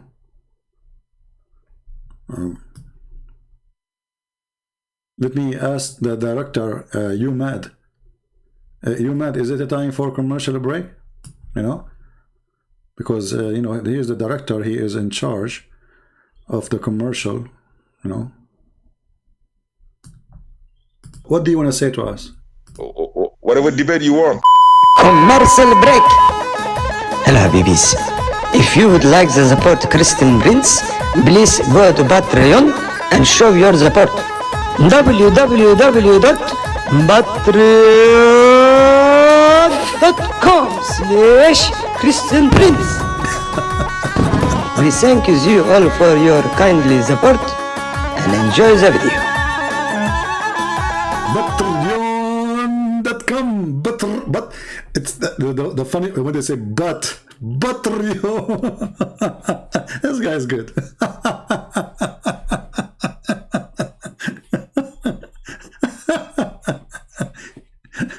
It's really priced as commercial break. Imagine we play this in CNN or Fox News, like www.Patreon Christian Prince. That's so good. And by the way, this is from Sahih Bukhari too. The Patreon can be found in Sahih Bukhari. Hold on. You see, speaking about donation, have you ever heard of a God saying to the followers, give me a mortgage? Why Allah cannot make gold come from the ground? This is a verse. Mimi Hijab, after he debated David Wood, he went online 2 hours after, 3 hours after actually. He did not sleep. The guy, he was so excited because now it's time to collect money. I just showed the Muslims I can debate David Wood. So he said to them, brothers, sisters, this is Ali Dawa was talking. Who is going? We are the one who is protecting Islam. 170-something thousand left Islam last year, brother. We are the one who is defending Islam. Who is going to give a mortgage? And then Mimi Hijab, he took the microphone. He says, who is going to give Allah a beautiful loan? And then Allah will double to his credit multiple times. So we give a loan to Allah by giving it to Mimi Hijab. Do you see the fraud and the scam? What kind of God? He is begging for money. You see, if somebody says, hey guys, help us in donation, he is a human, he need to pay for gas, he need to pay for food, he need to make living. This is Allah. So Allah is, who is going to give Allah a mortgage? So Allah will give him, okay, is that a metaphorical? No, it's a money. And Muhammad, he promised those who gave him mortgage, which is he will not pay back, that he will be in a corner lot in heaven. He promised them heaven. You see, the Muslim, they say to you that the Pope of the Catholic, he promised people like in a certain time to go to heaven if they give money. And he gave them his signature. This is in the Quran. And this is a fake news.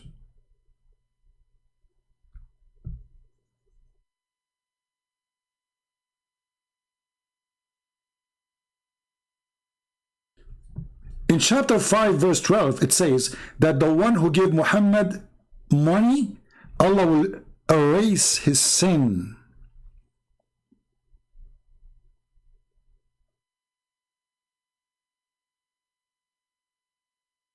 And this is supposed to was given to the Jews. So according to Islam, the one, erasing sin started with the Jews. If you pay money, Allah erase your sin.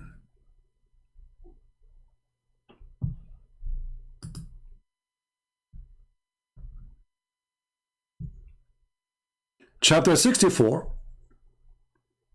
it says clearly that the one who gives Allah a mortgage, Allah will open a credit card for you in heaven and he will forgive you.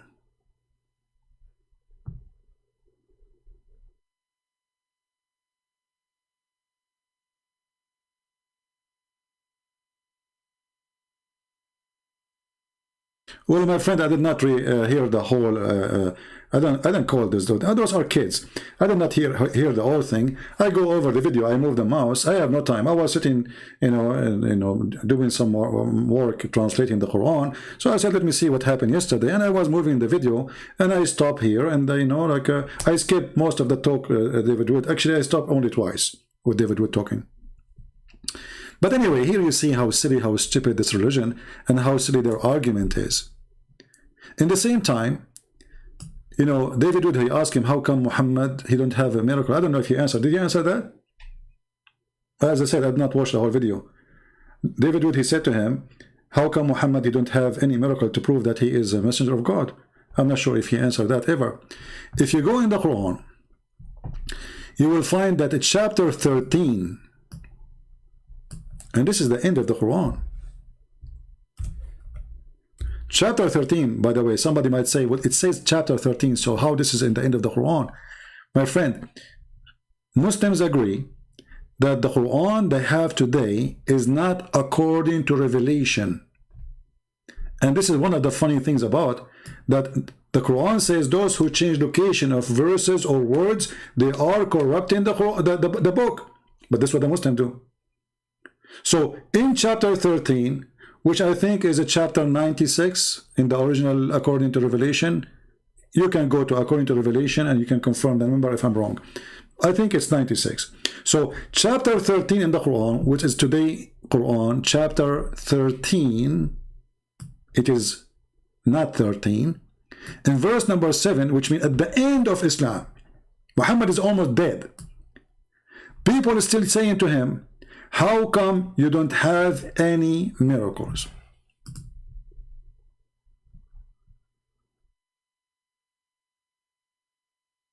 Right?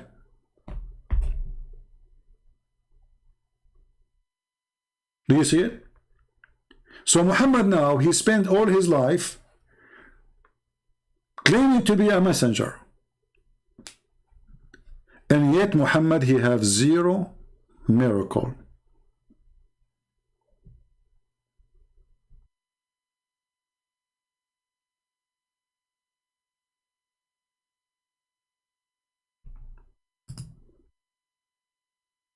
So you tell me that you have a law. What law? Where is the law? Where is the law in the Quran? And when Allah, he says, Allah, he cause you to forget the Quran, and Allah, he will make a better Quran. Have you ever heard of such a thing? You know, when we speak about Muhammad, he have a law, violence law or not violence law, who care? The end of the day is a stupid religion. As an example, Muhammad, he says, in the case of murder, as long as we are talking about violence law. So do Muhammad have a law for murder? Yes, he came with one. What is that law? Let us see. And remember, this is something coming from his God. This is not Muhammad supposedly talking. This is Allah. So Muhammad, because he's a genius, he said in chapter 2, verse 178, O who you believe in the law of equality prescribed for you in the case of murder, free for the free, slave for the slave, women for the women. Okay, so Allah, he gave a law. But look at this stupid law. If you kill my wife, I kill your wife. If you kill my slave, I kill your slave. So it means the killer is still free. In the top of that, just to show you that Muhammad is a fraud, if Allah, he gave a law for murder, have you ever heard of a God, he changed his law second day? Do we have any Muslim here can explain to us how Allah, he gave a law, and then second day, he canceled it? Is your God Allah Joe Biden, he forgot? This is a law in the case of murder. So nothing changed. Murder is a murder. Correct? If you ask any Muslim, he will say, this verse is abrogated. Like, why you want to abrogate the verse? It is in the case of murder. What happened? Did your God find out that this law is stupid? To understand what's happening here, we go to the other verse, brother. Chapter 2, verse 106, brother. And then, brother, we go to the interpretation of the Quran, brother. Shall we do that, brother? Let us go there, brother. Okay. You like my accent, don't you? Like, come on, face it. So, chapter 2, verse 106. What is happening here? Let us understand the Quran, amazing book of Allah. It's for sure coming from the true God. You will not believe it how important this story is. Look what Muhammad was doing. Remember, Muhammad have Allah, and Allah is coming from his God. But what Muhammad do, he give Allah in the morning, he changed his mind afternoon. When the disbelievers began to dared the matter of obligation, saying that one day Muhammad he enjoined his companion to one thing, then the next day he forbid it.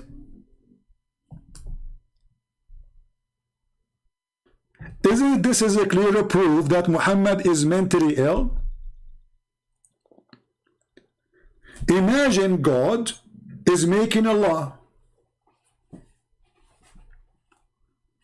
Is that you, CP? No, I don't know. I need to call a friend. Can I call a friend? Is that you, CP? No, it's not me. Is it that connect? He's the guy is asking, are you CP? Brother, sister, some people they are confused about me. Some people they think I'm CP. In fact, I'm not CP. I'm Dr. Zakir Naik. And I can move with you. I have a beard, I'm trying to grow. I'm with a manure. What do you mean? Is that the CP? Anyway, so listen carefully. There's a God, his name is Allah. Let me draw this one. This one needs to be drawn. It's hard to some people to understand.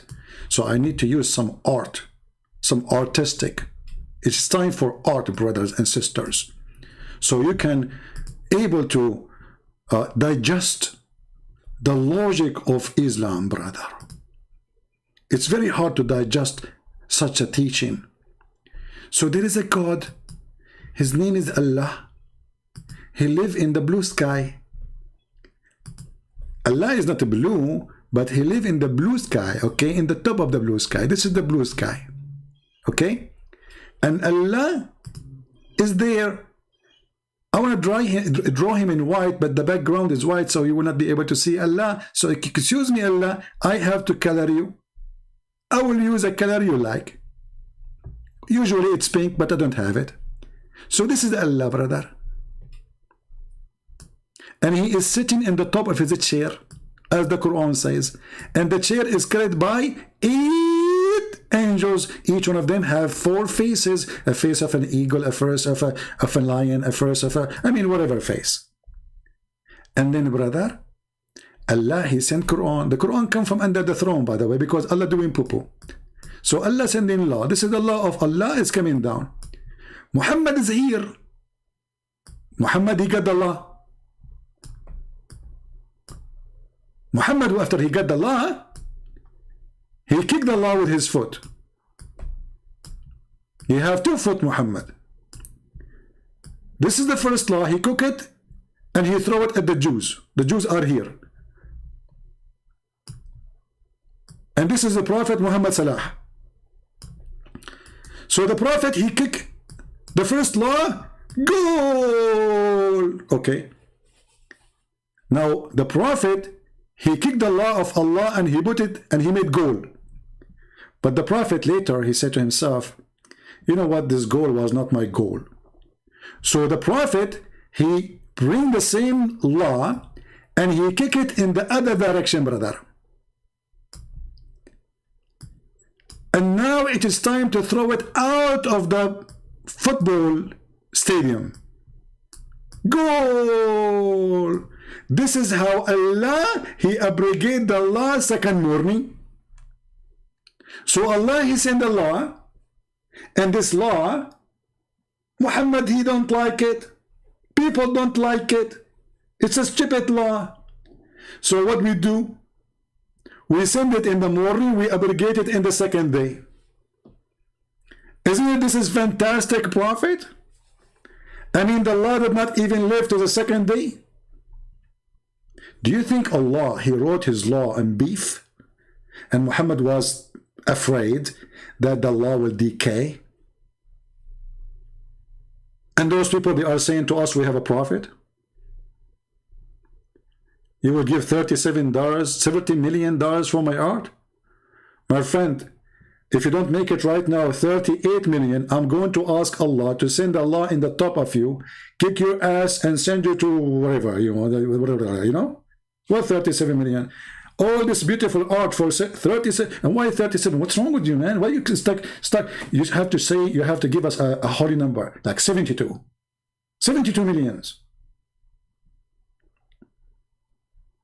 What's wrong with people? Appreciate the art. Look at this. I mean, who can do this? Look at this. I drew for you Allah and Muhammad and the law and the goal and Muhammad Salah all in one drawing. It take me 2 minutes. Go and ask any artist. It's going to take them years to finish one art. Very easy for me. I'm gifted when it's come to drawing. You can tell, you know. And look at this line. This is the sky. Look at the sky here. Just maybe you did not get attention because maybe your vision is not good. Huh? Look at this sky. Did you see here? There's a first curve. Okay, this is a bend in the sky because Muhammad mother-in-law, she said there. She's heavy duty. Did you see the second curve? This is where Muhammad himself is sitting. It is lit curvy because he is less big. Here you notice it is straight. Why? Because the ass of Allah is flat. And I changed any Muslim to say, I'm making things up, challenge me. How the ass of Allah look like? We go to the hadith. The hadith describe how the ass of Allah look like. May Allah bless his eyes. Ass, sorry.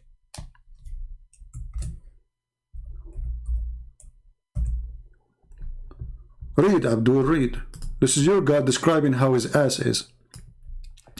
The Prophet said, I have told you so much about Allah the Dajjal, the Antichrist, and I am afraid that you may not understand. Look, Muhammad is afraid now. Don't, Muhammad, you are brave. Come on, don't be afraid. Hey, Christian Prince, he's not afraid from war. He's afraid that his followers are a bunch of idiots and they won't understand. Okay, I agree with you.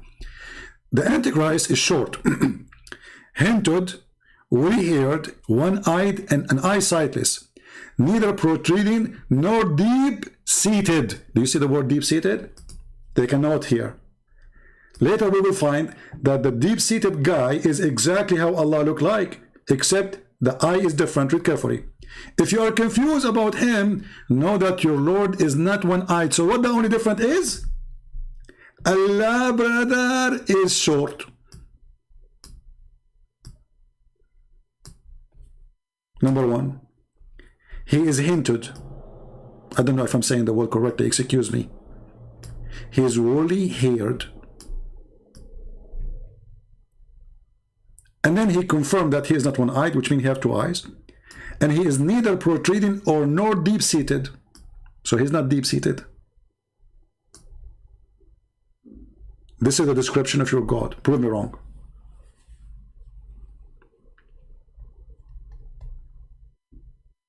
We go back now to the Allah, Prophet, and his God, who he received inspiration from Allah, and he made Allah, and the second day he forbid it. Isn't it this is a clear sign that Muhammad is coming from God? I mean, think about it and be honest. I finally catch CP live and I am dying laughing. Well, as long as you are not a female, I am fine with that. Oh boy. Sometimes you get scared here with comments. When the disbeliever began to deride the matter of abrogation, saying that Allah, that Muhammad enjoy his companion one thing and this next day he forbid it, Allah, he decided to refute them. Man, this is deep. I mean, think about it. All of you are, you don't even have a brain. All of you are not smart. Allah is the only smart person here. Look at the refutation. He got them busted in a second. Allah, He revealed the following. And whatever verse is the conditional particle and has been revealed containing a judgment to abrogate either together or with its recite or not with the only judgment, but it is ritual continues. What the heck is that? I mean, and you ask me why Sam Shamoun, he lost his hair? Because he was reading this. Sam Shamoun is so smart person. He was looking at it. He said, hey Sam, stop looking at this verse.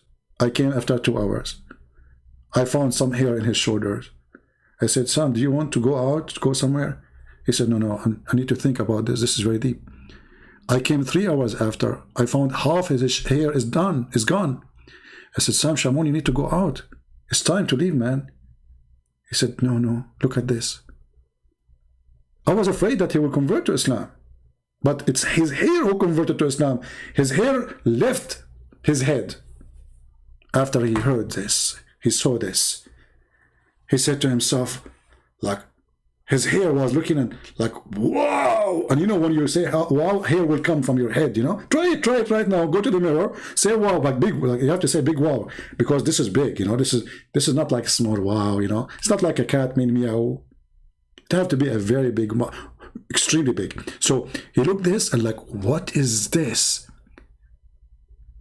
It God revealed, and whatever verse is a conditional particle. What is that? That has been revealed, the verse containing a judgment we abrogate either together or it is recital or not, that only is judgment but its recite continues.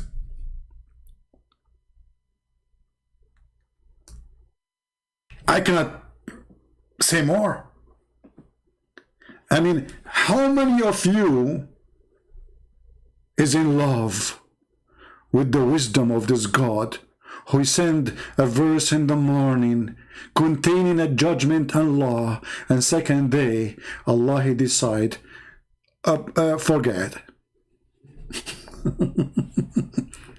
And actually, if you go to the verse, it's even more hilarious, because the verse says that Allah is going to compete with Allah and he will make Quran better than the Quran of Allah, which is previously made by Allah. Should I draw this one too? Okay, hold on, let me draw it for you. Because here it says, read carefully, we bring a better one or similar. Oh, look, what the heck? That's beyond intelligence. This is supreme intelligence. Allah will make us forget the Quran. He will cause us to forget the Quran. And the purpose, brother, to bring something better or similar.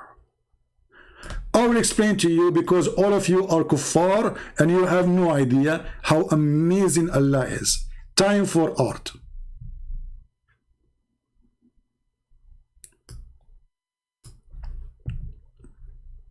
How many of you like my art? Be honest with me. Come on. By the way, I was the #1 in my classroom in everything, in mathematics, physics, English. I don't want to mention the English because I was the top in English. So everything. But I forgot to tell you, I was the only student in the classroom, because all the rest of the kids, they run away. And this is what happened when Allah in the Quran, he says Allah is the best of the creators. The Muslims, they say he's the only creator. So how is the best of the creators? He was the only one in the classroom, like Christian Prince. So look what happened here. Allah will send Quran. Let us draw again. It's time for art. I'm going to charge you for this. It's not for free. Commercial break. And by the way, somebody says to me, I noticed that not many people are donating. He said, because you are making your videos unblocked. If you make it a block, then people cannot see unless they donate. I said, my friend, you got me wrong. Yes, everybody need support. But I am not here because of the support. I'm here to teach and to reach out to every human being, the poor before the rich. And those who can support us, thank you very much. And those who cannot, thank you very much too. They cannot anyway. So we are not here going to make a video blocked and make it only available for those who have money. We are not doing business here. My service is for free for everybody. So those who donate or they don't, for me, they are equal. However, for sure, those who support, that means they are showing that they mean it and they are truthful. So this is an answer for the one who said. Now we go back to the topic. So Allah, He made Quran. This is the first Quran Allah He made. Look at this art here, look. This is the first Quran, brother.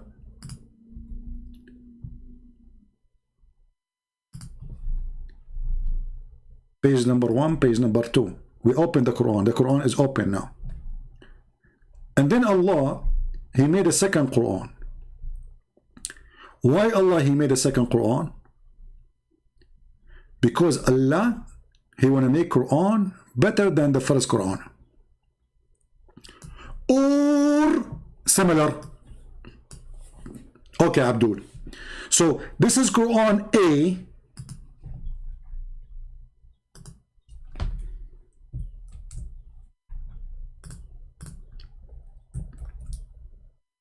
Why this thing is not working? I'm typing in Arabic, hold on.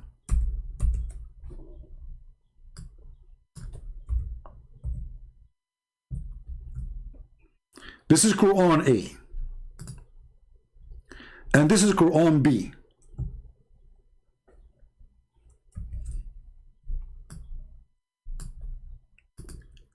The reason Allah He made Quran A, because Muhammad He need Quran right now. So you can say Allah was like, it's urgent. I will send Muhammad Quran. Then after Allah, He sent Quran A to Muhammad, and let us put Allah in His throne. Hold on, we forgot Allah.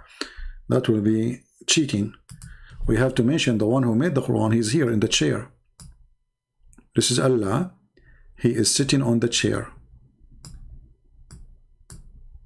It's a lazy boy chair, so Allah is sitting there. So now Allah, He sent Quran A and Quran B. But when Allah He sent Quran A, He noticed that Quran A is not that good. So He said to Himself, I'm going to send something better or similar. Better or similar.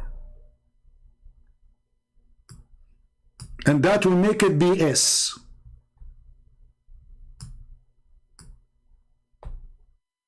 Quran. Think about it. The new BS Quran, better or similar, Allah proving to us that He is going to make Quran, which is BS Quran, better than the previous Quran. Which means Allah, He is not Allah, because Allah Quran should be always perfect. But Allah, He found that His first Quran is better, and is not better. He need to fix it. So He decided to make Quran, which is BS, better or similar. Don't take it wrong. I'm not meaning anything, by the way, BS. Okay, hello. Come on. So BS Quran was to fix the previous Quran, which Allah He sent just yesterday. I mean, do you see how fast the connection between Muhammad and his God? The God He sent the Quran yesterday. Allah He sent the BS Quran to fix the previous Quran, because the previous Quran is not good as the second Quran. What is making it more stupid is going to send a similar Quran. So why you are for abrogating the first Quran if it's a similar Quran?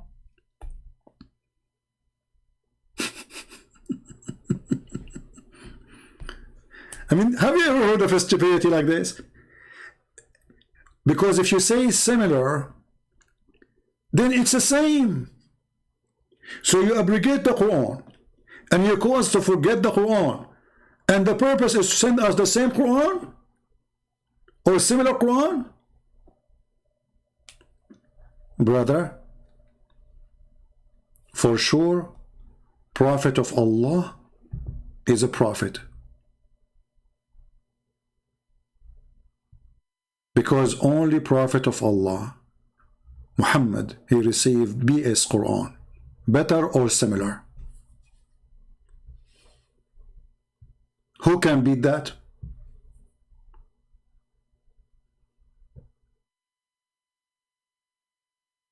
Nobody.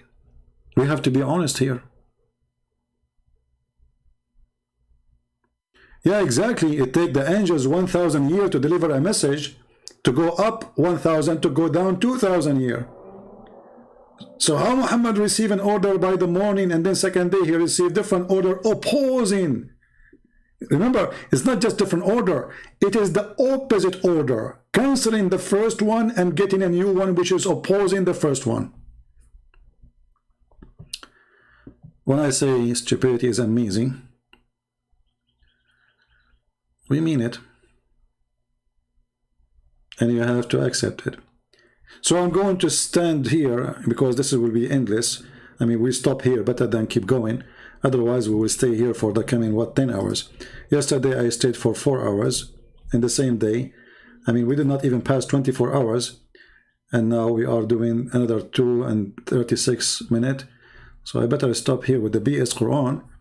And from now on, you know, if you say to a Muslim a BS Quran, he said to you, why you are insulting? Show him the reference. It's your God who said, brother, Allah will make better and similar. This is the BS Quran. Which reference? Chapter 2, verse 106. 10. Hamburger. Muhammad is the one who want to teach us Arabic, but his Arabic is horrible. His book is God. Even his God, he agree that he have sent a horrible book, and he is going to cause. And look at the cheating here. He wants you to forget so you don't remember how stupid it was. I wish I can do that, man, because sometimes we do stupid things to ourselves too. Imagine, like, you know, let us say you are married and you do a stupid thing, whatever thing, and now what, your wife, she is angry from you, and now you have a control. You make her forget what you did. Man, that's so good. Especially if your mother-in-law is behind your wife now. You look at them both and you control them. Forget what I said. And you say to your wife, hey honey, did you hear what I said 5 minutes ago? She said, you were not here. You were here? She forgot everything. And now you can give her a better Quran from what she heard 5 minutes ago. And that the new Quran you will give her is the BS. So with the BS Quran, we say to you, thank you for being here, and I hope you will not have a BS weekend, because we have enough BS Muhammad. And and we don't want to end with let us go Brandon. We want to end with the commercial break maybe, because that is more legal. And by the way, this guy who is telling us about Allah and the law of Allah and Muhammad is a prophet of Allah, I am worried, brother, because soon I'm going to go to the bathroom. I'm not sure what I will do there. I can tell you later, but it is kind of interesting. It says, yeah, when you give the adhan, the shaitan, he not only runs, but the hadith says, lahu durat. You know what durat is? Durat is... Now I just taught you something through Allah, how to make fart using your hand. So I want every one of you, get your children and practice something according to Allah is lawful. You put your mouth on your hand. You blow air in your mouth and don't let it go until you have enough air. And then you blow it all the way until your mouth cannot take it no more. And that is the fart of Shaitan. He runs, and as he's running, his fart comes out. Hey brother, is that the fart of this guy was debating David Wood, or this is different standard of fart? I'm just asking.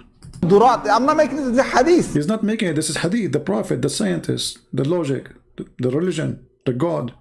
Allah, he told Muhammad this message. He said, how Muhammad knew this? Allah, should I draw this one too? Allah, he sent a message to Prophet Muhammad. He says, Muhammad, urgent, urgent, urgent.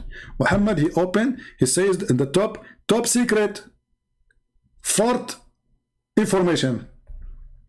Muhammad, he opened the paper to read the letter of Allah, which is sealed by wax.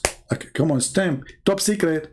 He opened and it shows him how Shaitan he fought. And then now the Prophet, he knew that Shaitan he fought when Muslim they pray to Allah. And listen to the ahadith, like you first, you know what the deen is about. The deen is about getting the Shaitan away from you. So you're going to the toilet, Bismillahi Allahumma inni a'udhu bika min al-khubuthi wal khaba'is. Brother, is that abrogated law? Or we can still use it, like when we go to the bathroom? Because as you see your Prophet, he says something in the morning, he changes.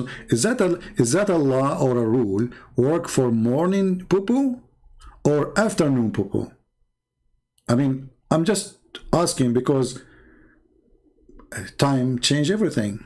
Allah protect me from these devils. You go in there with your left foot. The left foot you went in, you get a reward for that. You're in the toilet, Shaitan can't see you anymore. That's in a hadith. Guys, I have to go and get reward. Give me a second, okay? Honestly, I need to go to, because my reward is waiting for me in the bathroom. The second you got there, brother, with your left foot, you got the reward, brother.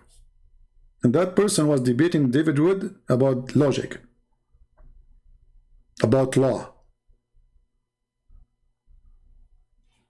What the heck is that? Second you enter with the left foot, you got reward? Hey guys, what do you think if we make a bathroom reward party as Muslims?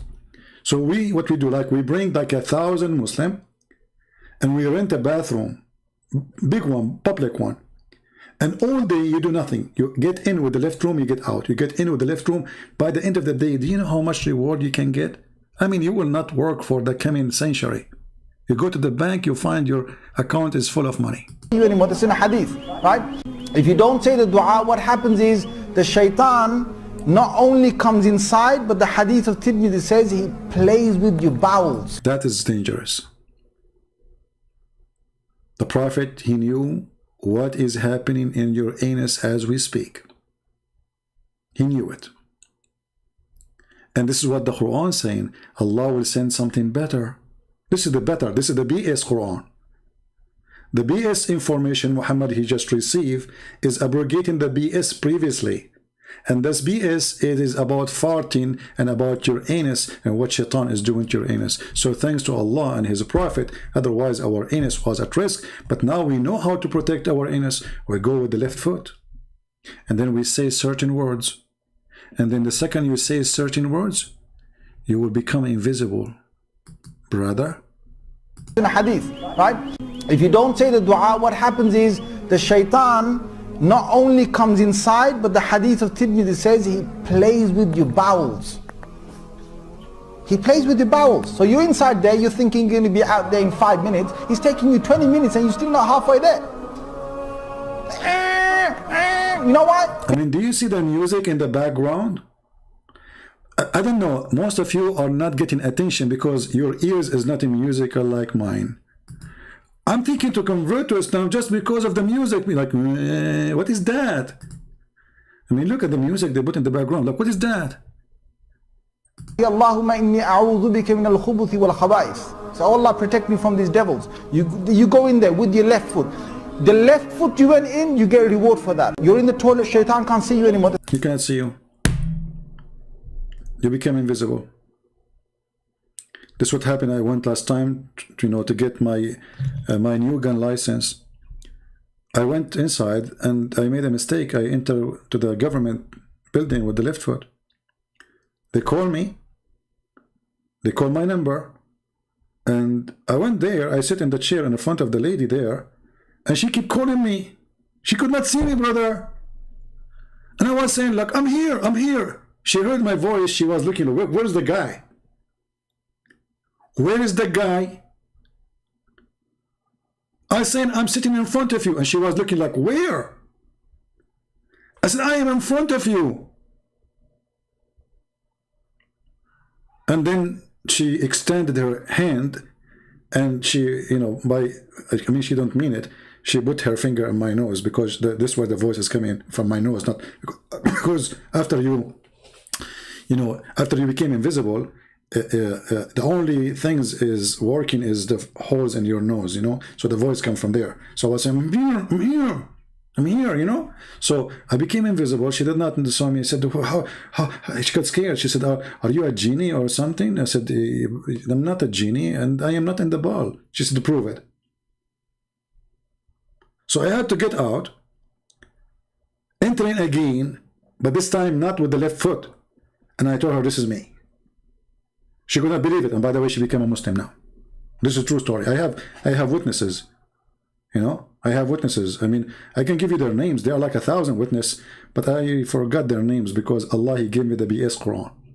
So the second you enter the bathroom with the left foot, I mean, I cannot get over those videos. I have to use them every day. You became invisible. It's in a hadith, right? If you don't say the dua, what happens is the shaitan not only comes inside, but the hadith of Tirmidhi says he plays with your bowels. He plays with your bowels. So you're inside there, you're thinking you're going to be out there in 5 minutes. He's taking you 20 minutes and you're still not halfway there. You know why? Because the shaitan is going, ooh, la la. See, the hadith told you, the hadith. I mean, the hadith said what we can say. So I think it's better to stop here, because as you see, Islam logic is behind any logic.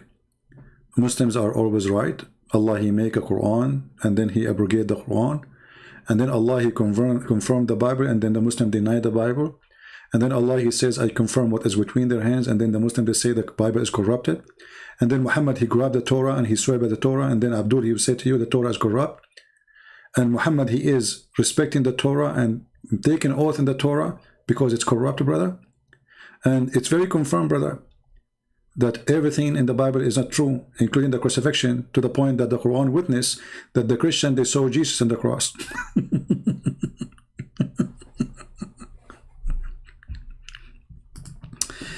If you are Chinese, you have to be proud, because there's a Chinese word or sentence I learned since I was a very little kid. I cannot forget about it. It's stuck with me. He left as a donkey. He never came back as a horse. So if you think you can make Muhammad a horse, you are dreaming. Thank you for being here. May the Lord bless you all. Download my video, share it. It's for you. Take care and God bless. Christ is Lord. Islam is false. And God bless you. Have a great weekend.